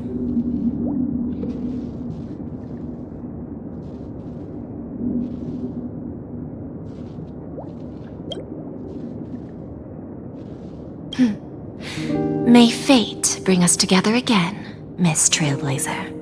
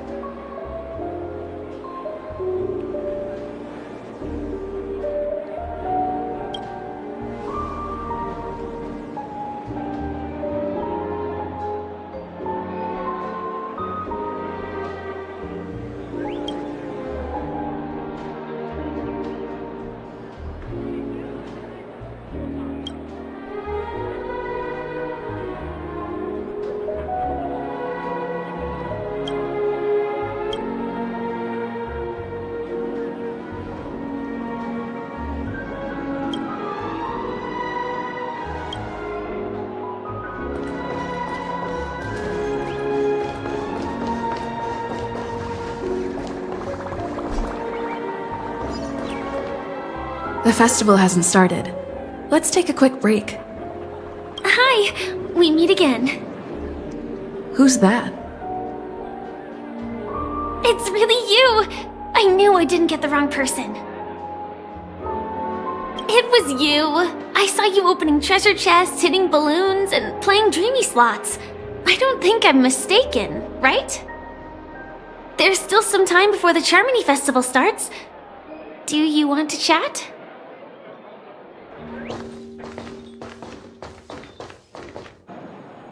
Two murder cases, a showdown with the IPC's ambassadors, the legacy of the Nameless, and a remnant of the Order who wishes to replace an Eon-created paradise with a dream. You guys even ended up shattering the dream. It's truly been quite a vacation. It's a good thing that you guys managed to overcome all those difficult problems. Congratulations! After the Charmony Festival's opening, will you guys be leaving again?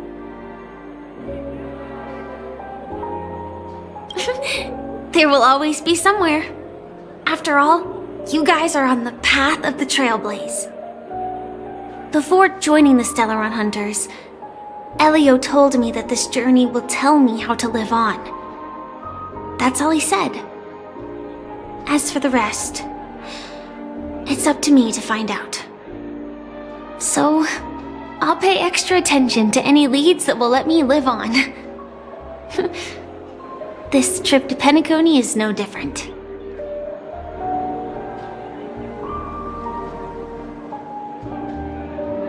Yes, sadly I was looking in the wrong place. But I did reap some rewards. Do you know Miss Jade from the IPC's Strategic Investment Department? Bonajade Exchange belongs to her. She told me her price, but... I know. But what she wanted wasn't my answer either. Of course, I want to live on.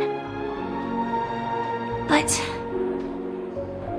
what fate owes me, I want it paid back, not passed on. No one else should be involved because this is a grudge between me and fate. Speaking of which, actually, I feel that I still owe you a formal apology for that matter with the performer of the Iris family. Even the smallest of lies can turn into a betrayal as sharp as a blade. I'm sorry.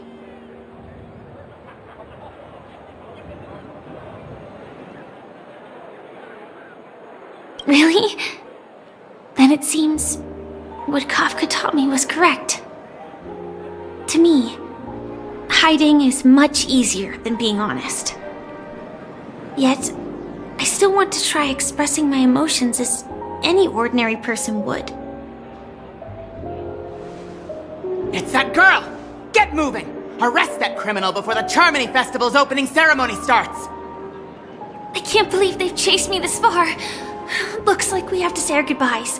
Don't worry about me, just go and enjoy the ceremony. The script hasn't reached its end yet. We will meet again.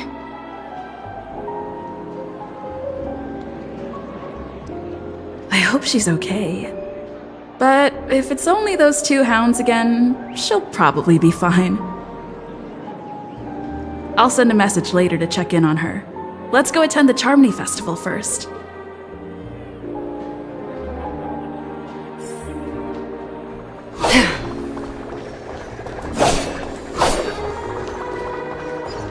Let's take a seat here. Everything is settled. But there's still some time left. Maybe I should take a walk. Forget it. I've done enough walking around already. Let's take a seat and rest for a while.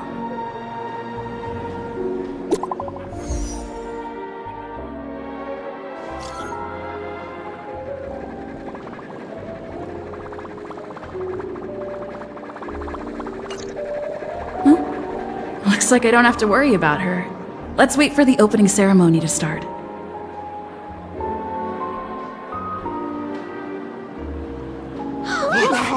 It's Miss Robin! Hey, Miss Robin! Hey, Miss Robin! Over here, Miss Robin! Miss Robin! Miss Robin! Miss Robin! There it is, Miss Robin! Glory to the family! Glory to the family! I'm your biggest fan, Miss Robin!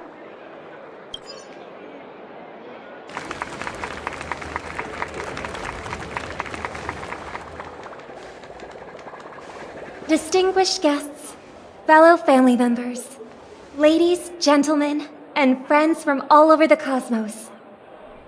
It's a pleasure to join you all in celebrating the grandest ceremony of the Amber Era, the Charmony Festival. Firstly, on behalf of the Penacony family's 5 major lineages, and on behalf of myself, I'd like to extend a warm welcome to all our guests.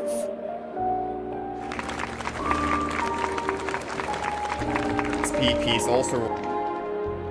As you all may have noticed, this year's Charmony Festival is far from regular. Thanks to the efforts of everyone, this celebration is unprecedented in scale, with factions from across the cosmos in attendance. Not only that, the customary opening ceremony held at the Penacony Grand Theater has now moved to the Radiant Feldspar, the very airship you all stand upon. We invite you to express your warmest applause and deepest appreciation for OT Alfalfa, head of the Alfalfa family, for his selfless devotion to the Harmony's cause.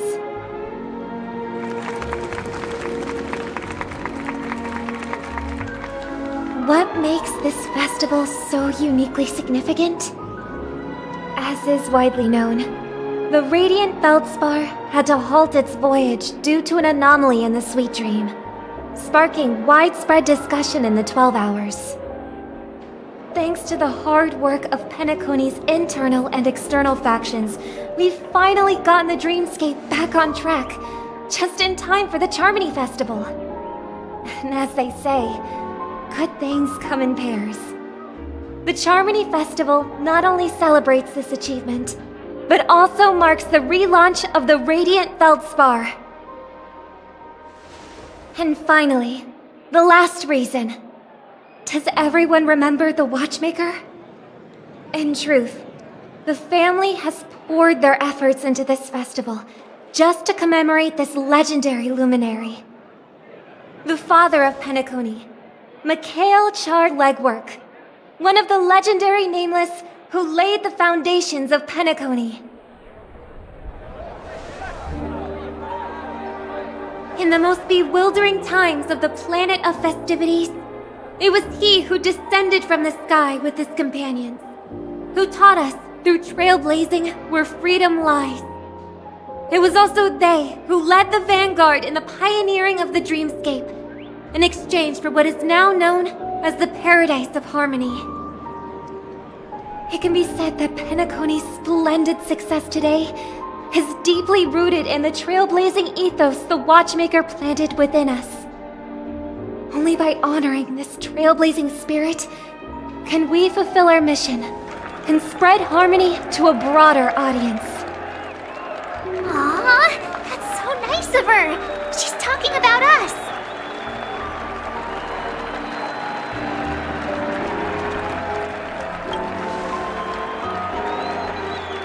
Obviously. Wait, why does that seem so ominous? And now, the Sweet Dream is back on track. All thanks to the Trailblaze, of course. If it weren't for everyone on the Astral Express, we wouldn't be able to successfully host this Charmony Festival. Thus, with unanimous consent from the 5 major lineages, Penacony's family, on behalf of all family members throughout the cosmos, offer a token of appreciation to the Nameless. Oh, I wonder if it's gonna be a big one! We will transfer ownership of the Radiant Feldspar to the Astral Express. A meager appreciation that we hope you will accept with grace. let us gift our applause and cheers to these brave and dauntless Nameless. Nameless! Nameless! Nameless! And now, I propose a toast. To harmony, to the Trailblaze, to the future of Penacony and the universe, and to the generous Alfalfa family head, Mr. O.T. Alfalfa. Cheers! Cheers!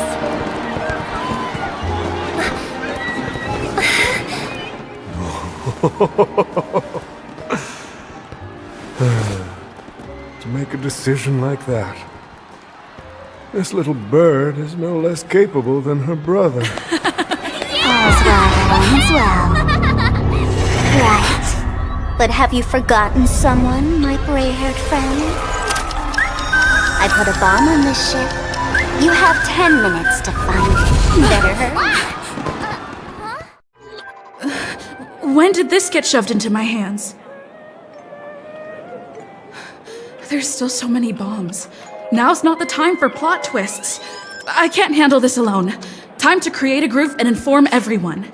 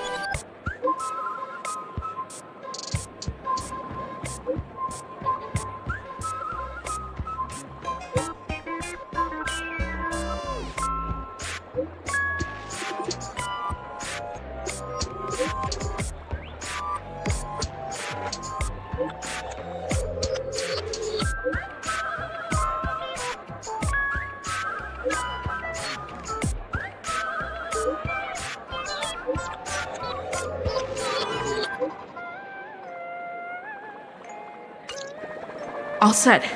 Let's start following the plan.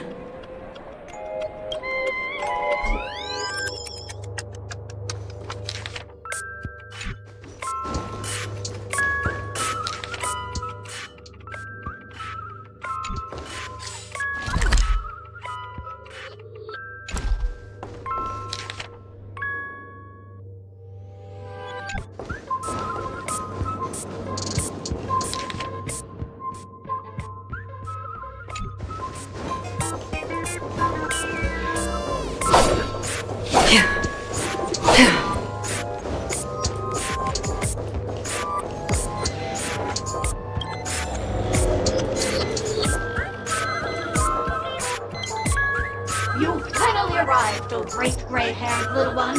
I'm the constable around these parts, and right now, I'm posing as a bomb.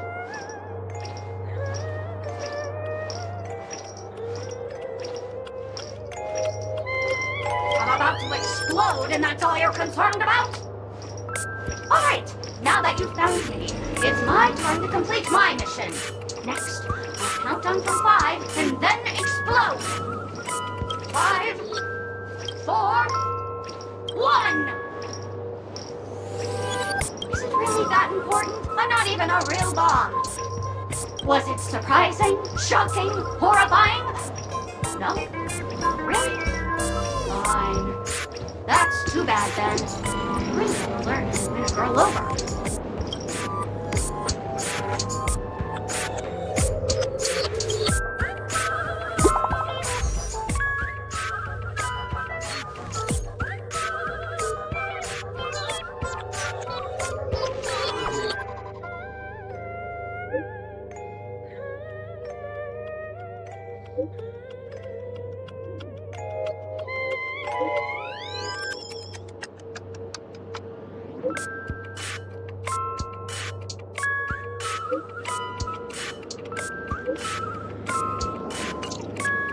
At least I made some progress.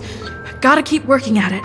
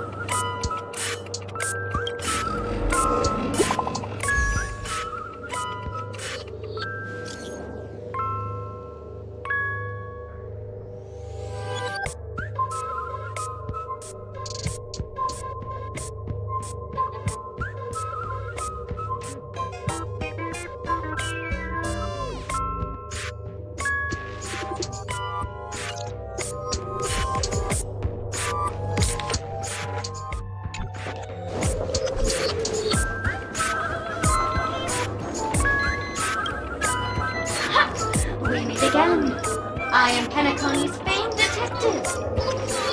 Got yourself into a pickle? I'm more than happy to help, but unfortunately, I'm preoccupied with a couple of unsolved cases. So, you'll have to wait your turn.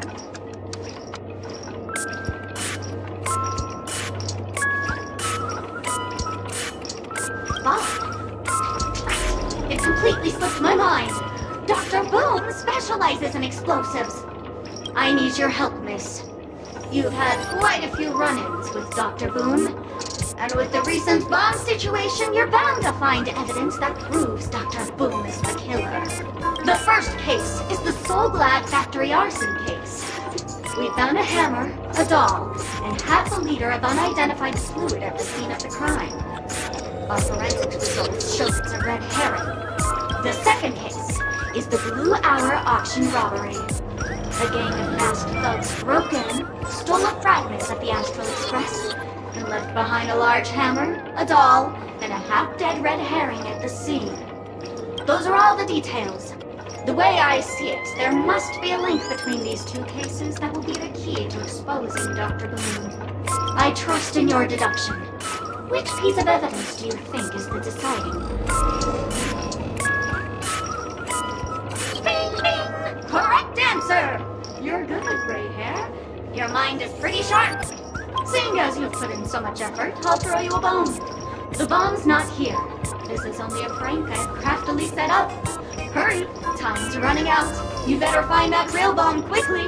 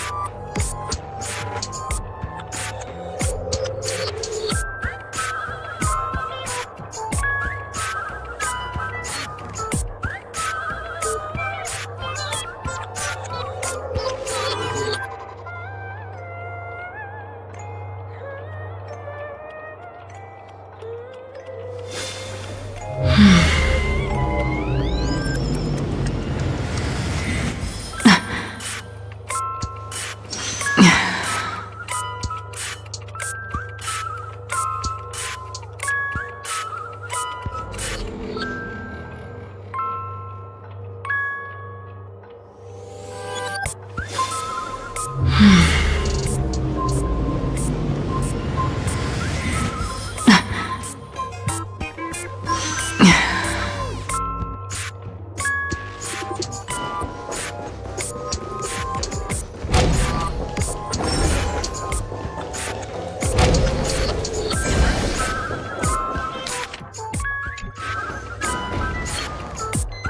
lovely actor. You can call me the Director Doll. I often use this name in film credits. If you didn't know, I'm the one who directed the entire farce in Penacony. As the leading lady of the show, what did you think? Feel free to share your thoughts. Well, actually, due to the current plot requirements, you're only allowed to say one line. So please try and resist the urge to share your thoughts.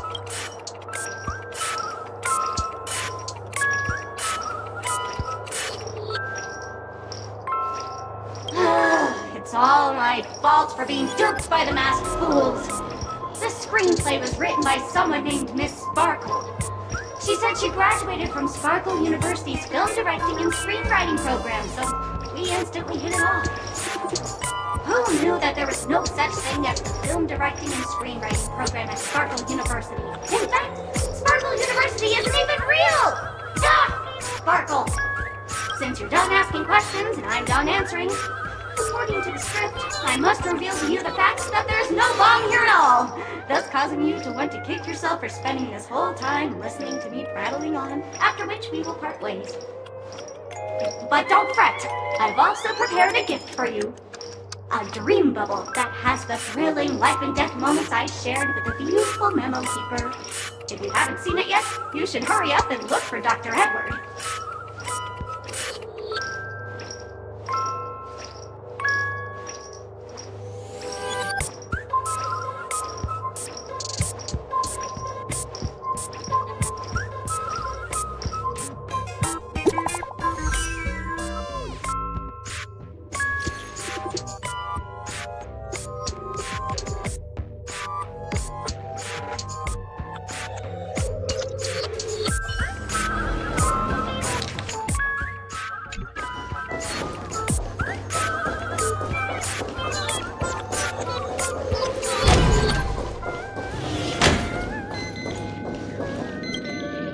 Hello, I'm a bomb. There's still some time before I explode, so you can take a look around first.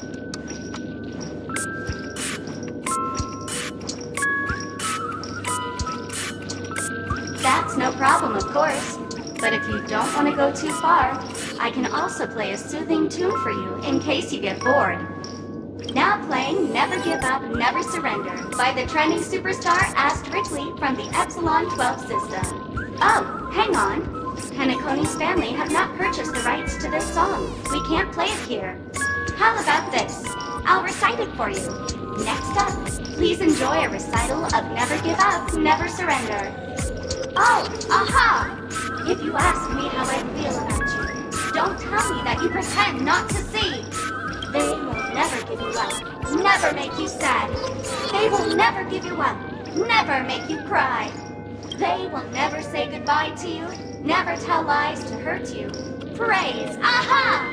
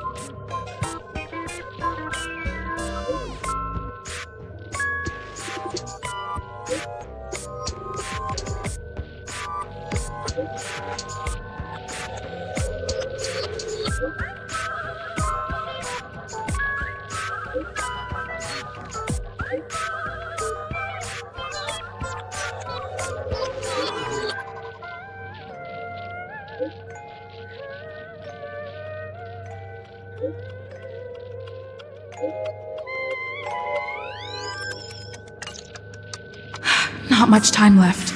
I hope I make it.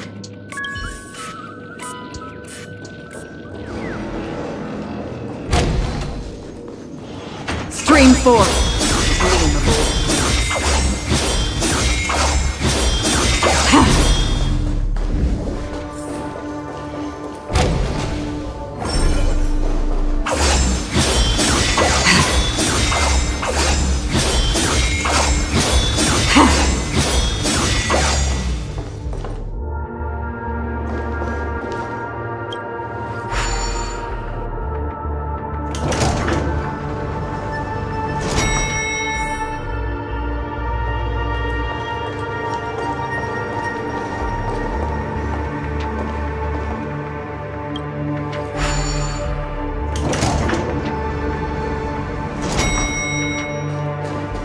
before.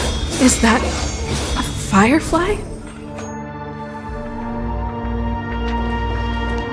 28 minutes, 46 seconds. 28 minutes, 45 seconds. You're here!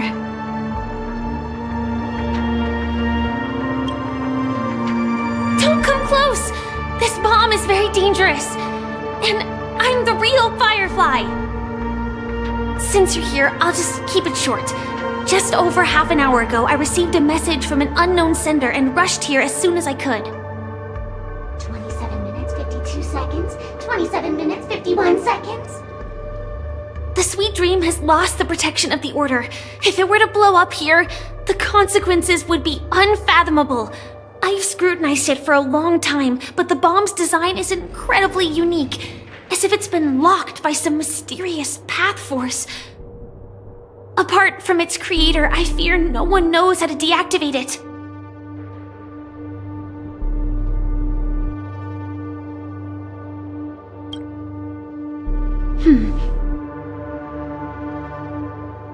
Actually, there might be another way. Do you still remember? The script said that I will experience death 3 times in the Land of Dreams. I think this moment heralds the 3rd time.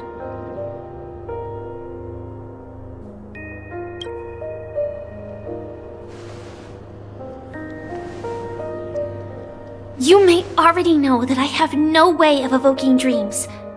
I employ a Stellaron Hunter's special method in order to enter dreams instead.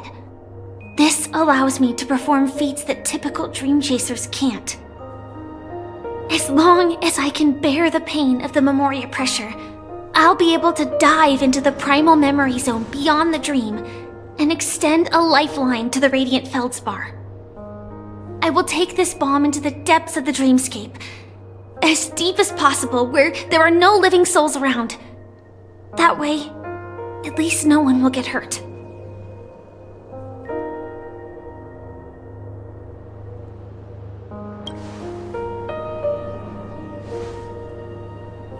Don't worry. I believe that this Firefly armor will be enough to take me to where I need to go before the countdown ends. And maybe even make it back safely.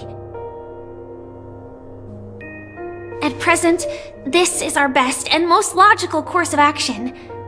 After all, a long story deserves a happy ending.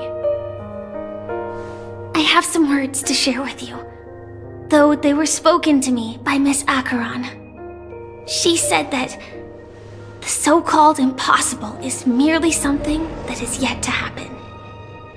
At the moment, there are so many things that seem impossible, but are they really never going to happen? Maybe it's just that the moment to disprove these impossibilities hasn't arrived yet. Whether it be a literal ending, suffering akin to death, or a harrowing deathscape. Before the appointed destination arrives, they are all the same. Yet I can still make myriad choices. I also firmly believe that when that moment arrives for us to make a choice, the answer to our end will already be within our hearts. It is not destiny that shapes us, but we who shape destiny. The Astral Express and the Stellaron Hunters are like light and shadow. We walk on different paths, intertwined, moving forward and growing together. Maybe the end is predestined, but it is not today. Since things are going too well, let's speed up the countdown. Human life is short, just like fireflies to a flame. So if you have an answer in your heart, always remember, don't leave with any regrets. We have this right, don't we?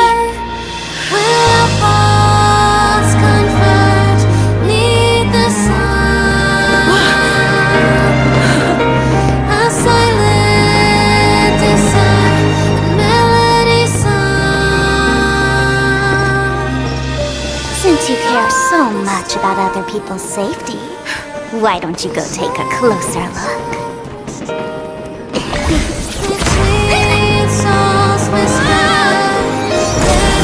You see, everything is possible in this land of dreams.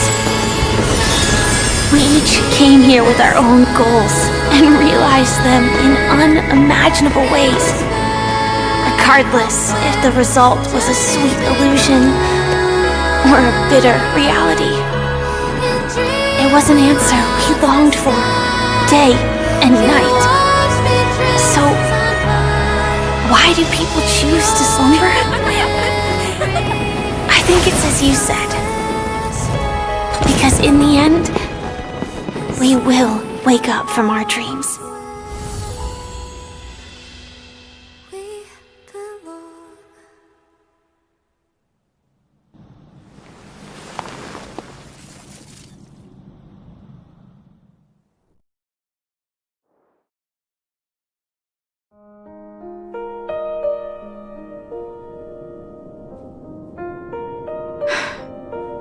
When I arrived, I happened to see a child holding it. He said the flowers were prepared by Aunt Jessie for the watchmaker and the war comrade he'd missed his whole life. Mikhail would place 2 bunches of flowers here year after year. And after he left, it became 3. Your wishes will always be remembered by someone. Now, Penacony, as you hoped, has welcomed the dawn after a long, dark night. The path forward may not be a bed of roses, but at least people are prepared to step forth towards freedom. Tiernan, you can go home now. While the Nameless are also preparing for the next stop of their voyage.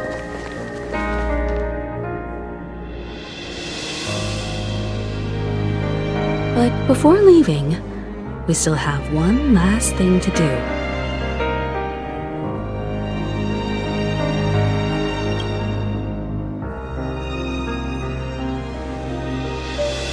A fitting end to the tale of the departed. One could not ask for a better farewell. Go on. They're all here.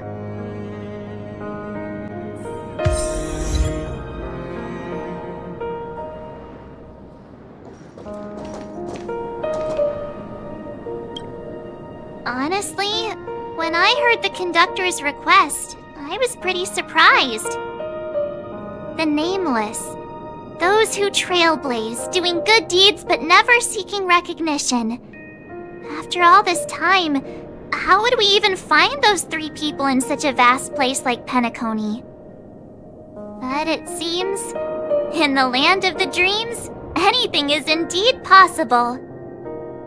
History may not remember the names of the dead, but the stars will attest to their journeys.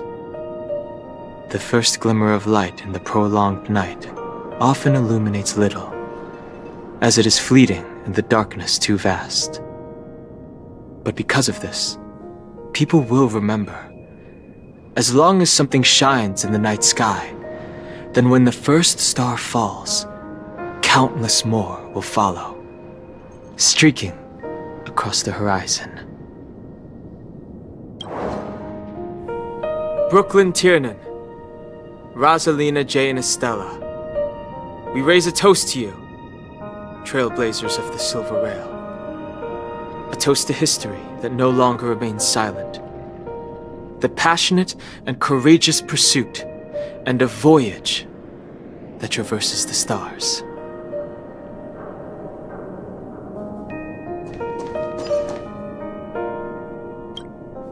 That statue.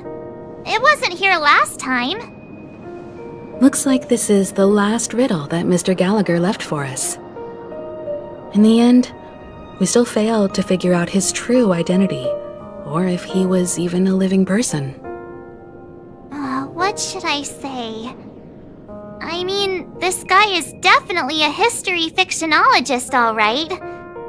I'm suddenly reminded of the time at the theme park when he said he was only 13 years old. Could that have meant something too? Either way, he's an enigmatic character for sure. At least our journey together in Penacony was real enough. And his loyalty and love for this land must have been real too, right? Gallagher, we raise a toast to you, the slumbering hound. To the festival's invitation, to all lies and the singular truth. If we ever meet again, please don't talk in riddles.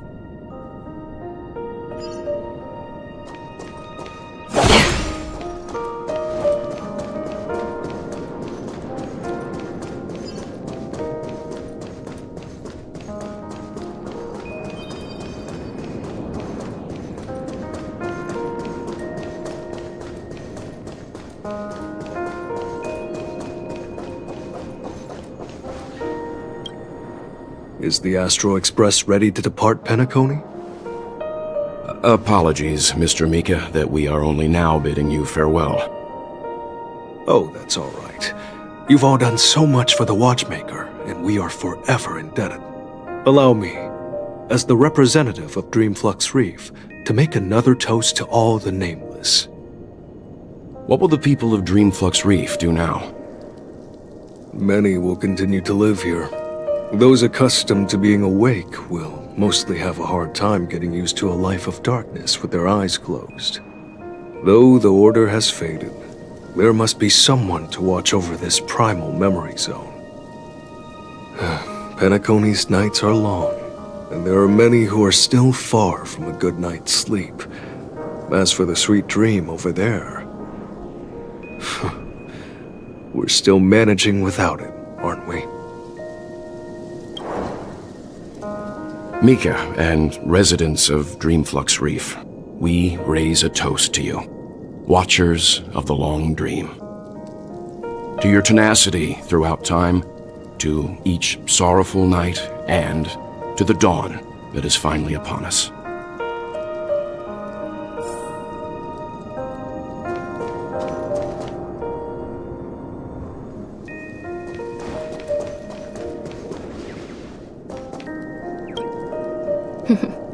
In the end, we still came full circle.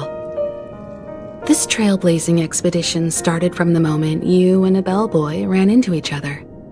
After going on a journey of many twists and turns, they still ended up where they started. Just like a clock's hands that turn round and round, the start and end of each day will always land on 12 o'clock, the advent of time moving forward. There shouldn't be much left to say. This entire adventure started because of you, and should naturally end with you. And then, a new page will be turned. Mikhail Char Legwork, we raise a toast to you, watchmaker of the land of the dreams, nameless of the Astral Express. To Penacony's past, present, future, and the child's unwavering dream unto death. With that, our duty as nameless should be complete, right? The Trailblaze can illuminate the way. But ultimately, the future of a world belongs to those who live in it.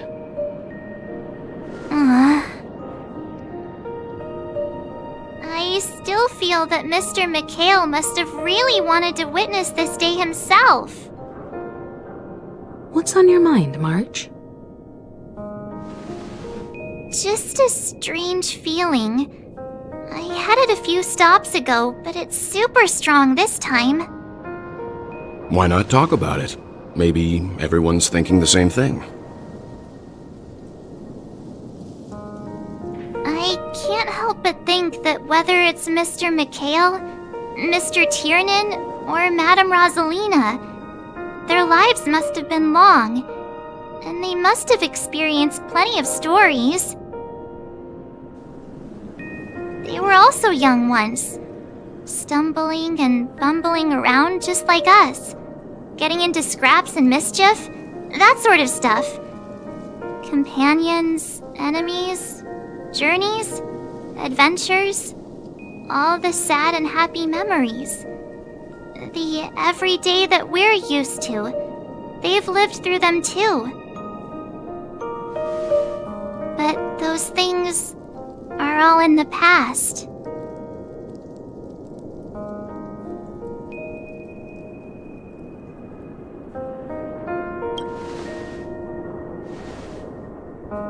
It's rare that I'm this serious.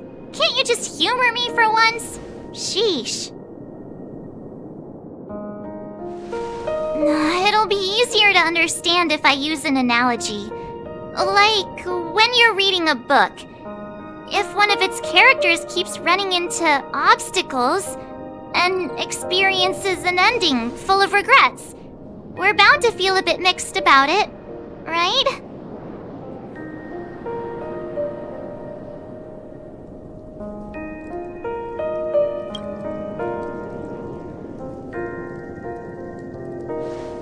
Because we've seen every nook and cranny of their lives, we see these people as special.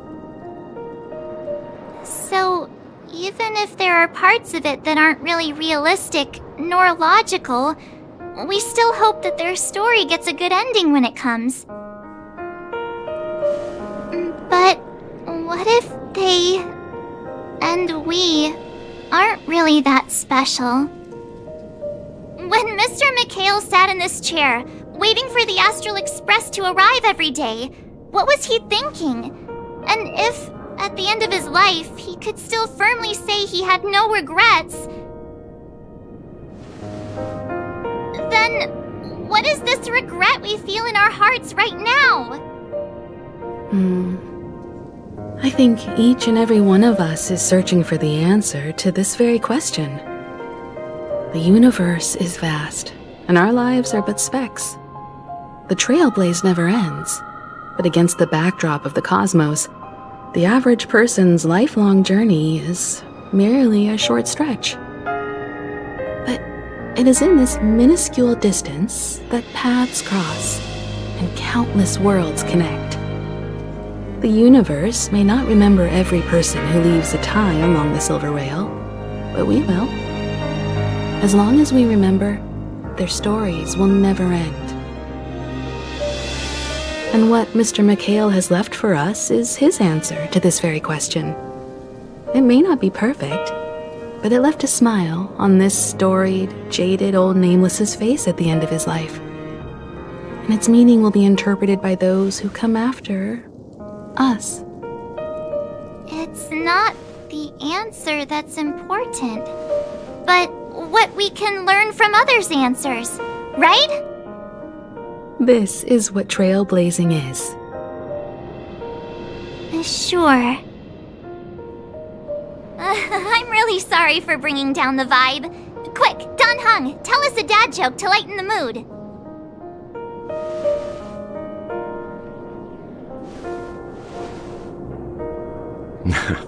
It's never a bad thing to reflect.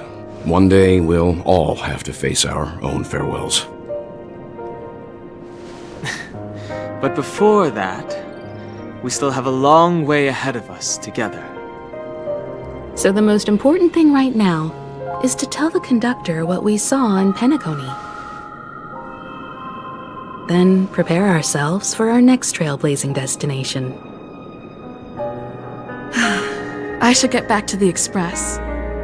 Or maybe I could say my final goodbye to Acheron.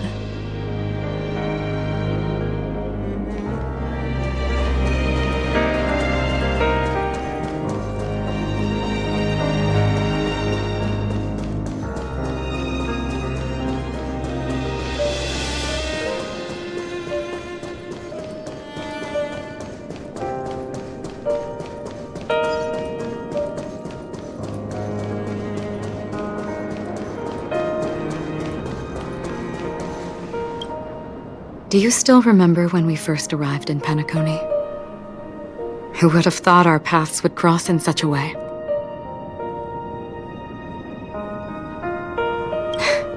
Come to think of it, I didn't even get a chance to formally introduce myself. Simply put, I'm a self-annihilator who was cursed by the Nihility. My hometown was destroyed a long time ago, and the whole world was erased beneath their shadow. In order to fight against the cruel end of self-destruction, I went on a journey in search of a way to sever the chains of the nihility. After a long and grueling search, I am convinced that my destination lies within the depths of the dark web, where reality and the nihility are separate. In there lurks a secret called Device 9. One day, I'll reach it. The ocean of stars is vast, and given our destinations, I'm afraid our paths may not cross again. But the trailblazing expedition ahead is always full of unknowns, and my blade is sharp enough to sever fate. As long as we maintain our original resolve, I believe there will come a day where we will meet again.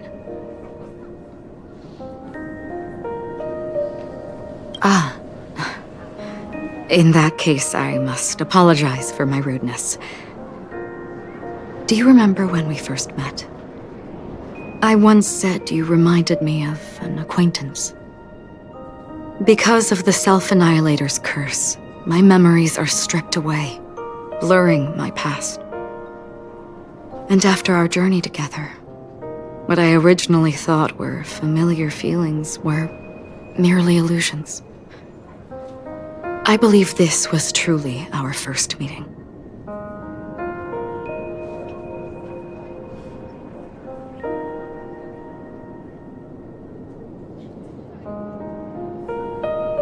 What do you mean? It's improbable that you've crossed paths with my past self.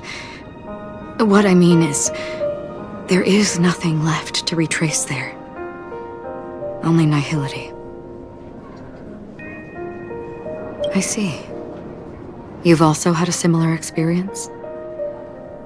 Then you should know that this me and your memory of me are not the same person.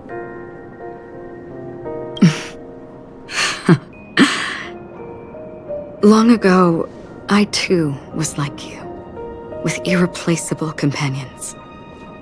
We also embarked on journeys, making the best choices we could, whenever we could. Unfortunately, we didn't achieve the outcome we wanted. But moments like this make me feel like they never even left. In this universe, there exist countless worlds that are similar yet different, and countless people who are alike yet distinct. I too have wandered alone, encountering acquaintances on strange worlds, seeing their silhouettes overlap with my past. In your opinion, what does this déjà vu mean?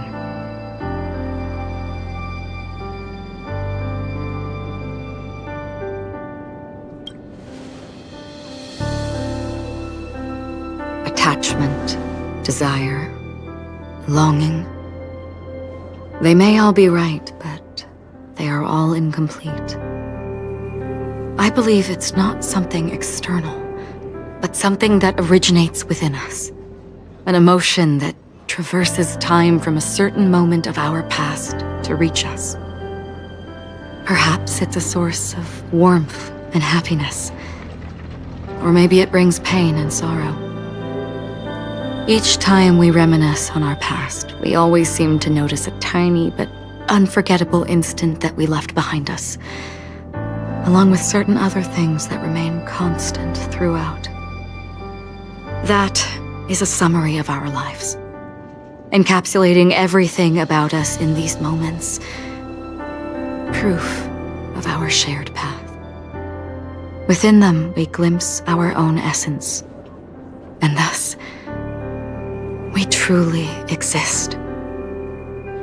Just like everyone in this story, hurtling onwards along the path of destiny with passion and courage for the things that breathe meaning into their lives. Set forth on your voyage without hesitation, Nameless, on the path of the Trailblaze. Even if the ending has been predetermined, that's fine.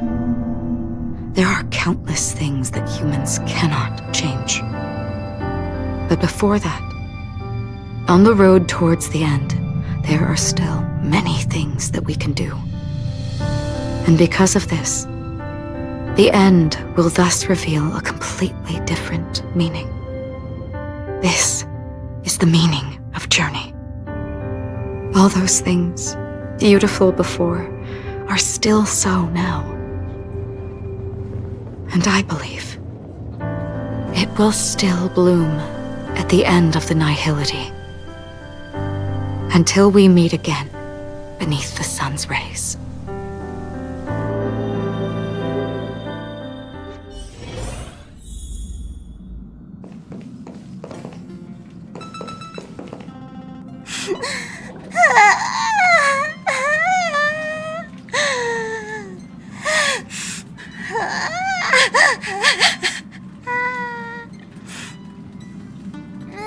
There. Chin up, Pom-Pom. Don't be sad. Don't cry. Wow. Your method of consolation is truly unsophisticated. Still better than just standing there like a scarecrow.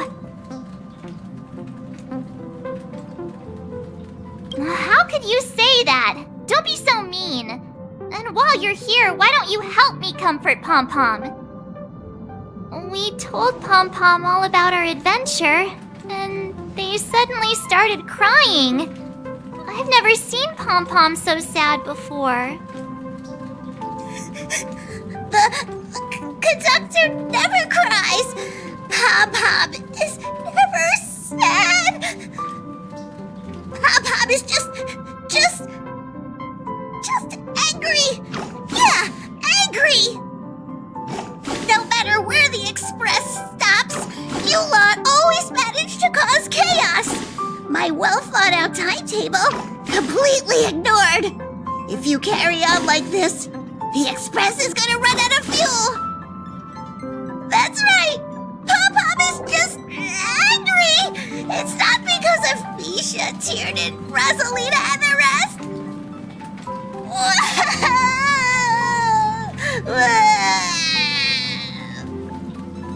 It's okay. Oh, Pom-Pom, just let it all out. Everyone, could you all take a break in the next car? Don't worry. I'll stay here with Pom-Pom. But... Let's go, March.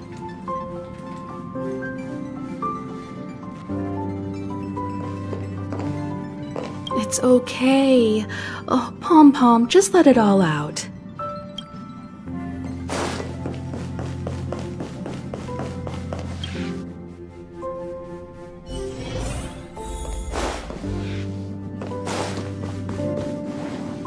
I never expected Pom-Pom would be so distraught. Those three nameless must have meant a lot to Pom-Pom.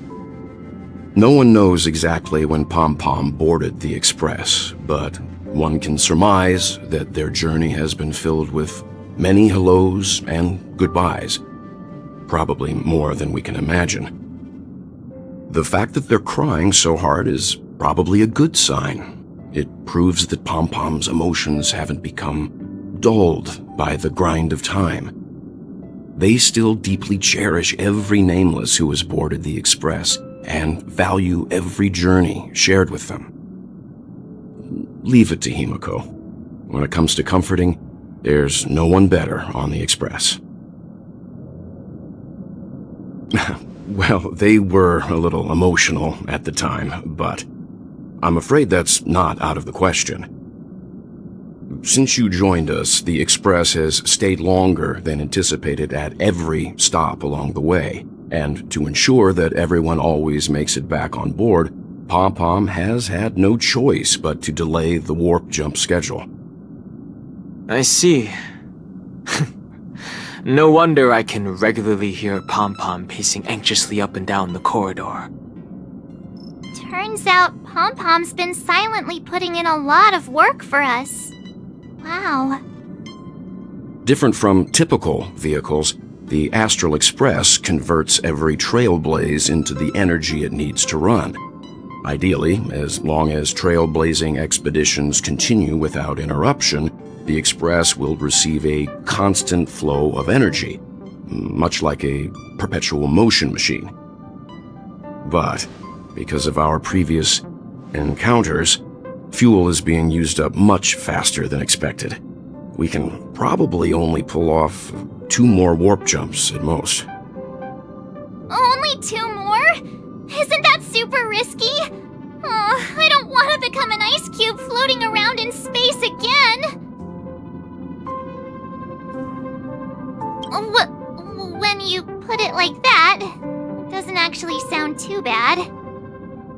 But I don't even want to become an adorable ice cube floating around in space again.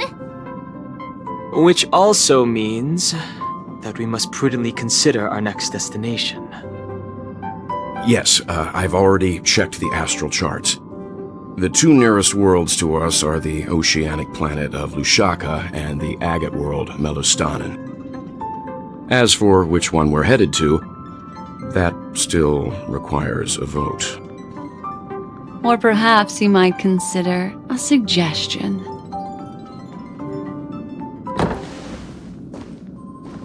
Everyone, we meet again.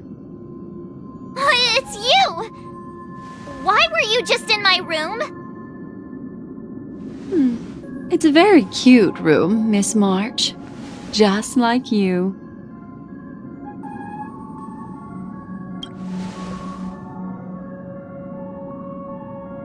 Memo Keeper, let's put aside how you managed to sneak past everyone and board the Express for now. You mentioned a suggestion. I accidentally overheard how the Express obtains fuel. I just wanted to chat with everyone to see if we could work together. But now, it appears my suggestion could be the very lifeline that saves everyone. Please speak candidly. Depending on what you say, we could very well ask you to disembark. The Permanence's descendant. What a charming little dragon, especially with those mired memories of yours. But I digress.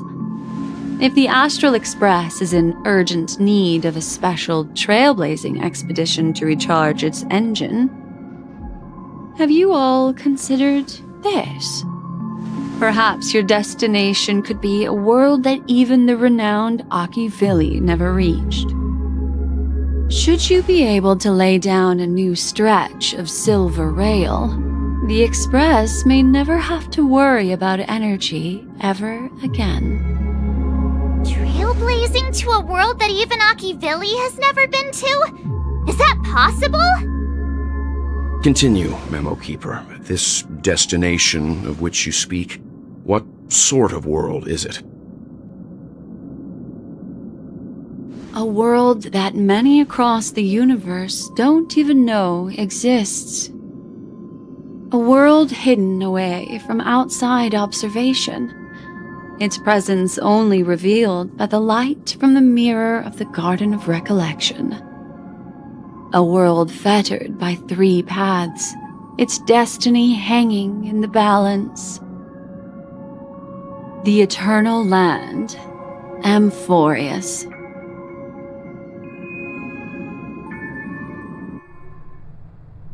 I hope I'm not too late, child. I wasn't expecting it to be you. Don't you know how many sentry posts the family has built? And how hard it is to get you out of here? Looks like my time's up. What do you mean? What time? Negotiation, interrogation, or death. My fate lies entirely in your hands, Lady Bonajade. The dance is done. Why bother with the compassionate pretense and give someone who's about to die the chance to talk? Despite your fall from grace, you still look well. I'm very glad to see that you're so full of Verve. Do not insult my pride with half-veiled sarcasm. Have you specially come to see me, just to sate your vile vanity? Oh, of course not. I merely came to fulfill your younger sister's wishes. To offer you a generous trade. That is, if you're willing to accept. Robin? To build a true haven where everyone can attain peace. That's the oath between you siblings, isn't it? If I told you there was still a chance to realize this vow, would you be willing to talk to me then?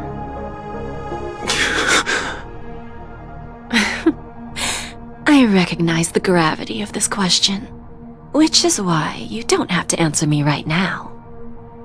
Go now. You are free, O Chosen One, who dare to exceed his bounds, sever your wings, descend to the mortal realm, and walk their lands. See what this world is truly like. I will not accept your charity. As I mentioned earlier, it's a trade, and you don't have to give me an answer right now. Rewards are not reaped in a day, and if there's one thing I'm best at, it's waiting. The sweet dream still continues, and the night is still long. You have plenty of time to contemplate your answer. A word of advice for you before we part ways. A word of warning from someone who's been in your shoes before. Life is too short to miss out on golden opportunities.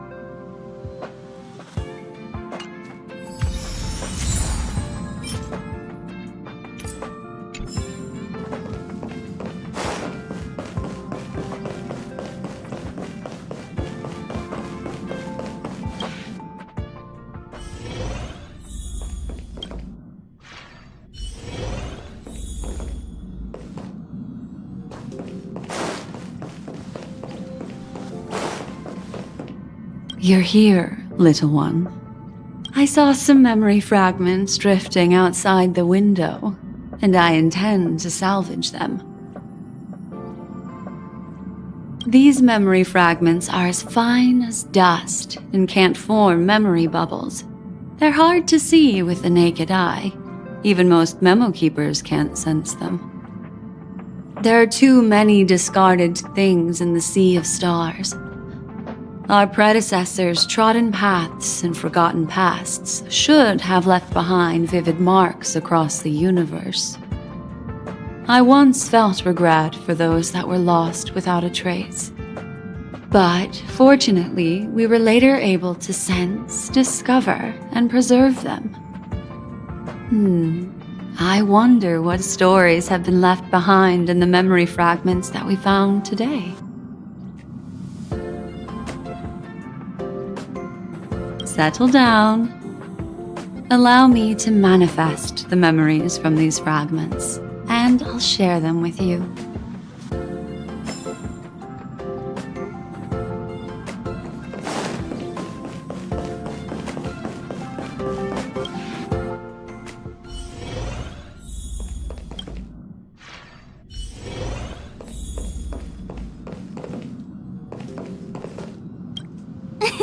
Great! You're here.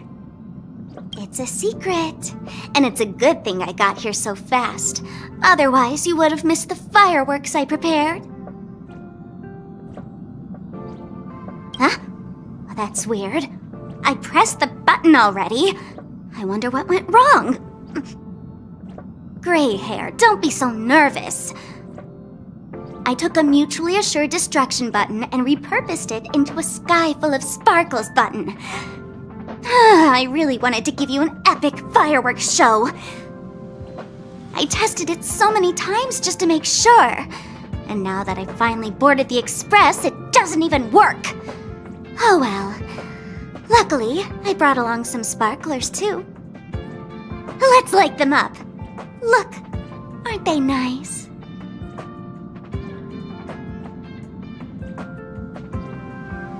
Wait, hold up. Where are you going? Don't leave!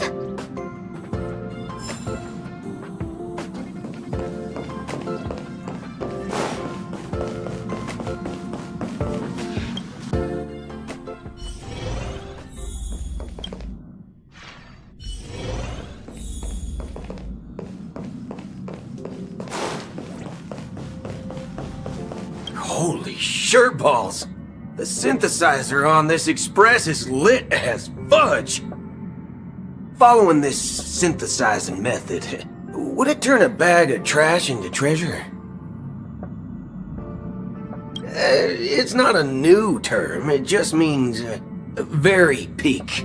It means very fudgin' awesome. What the fork?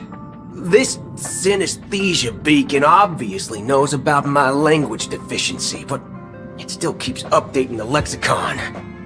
Fudge this. Anyway, other than this synthesizer, are there any other cool toys on the Express? Looks like you're prepared to be the Express's tour guide. Then, let's not waste any more time and get started.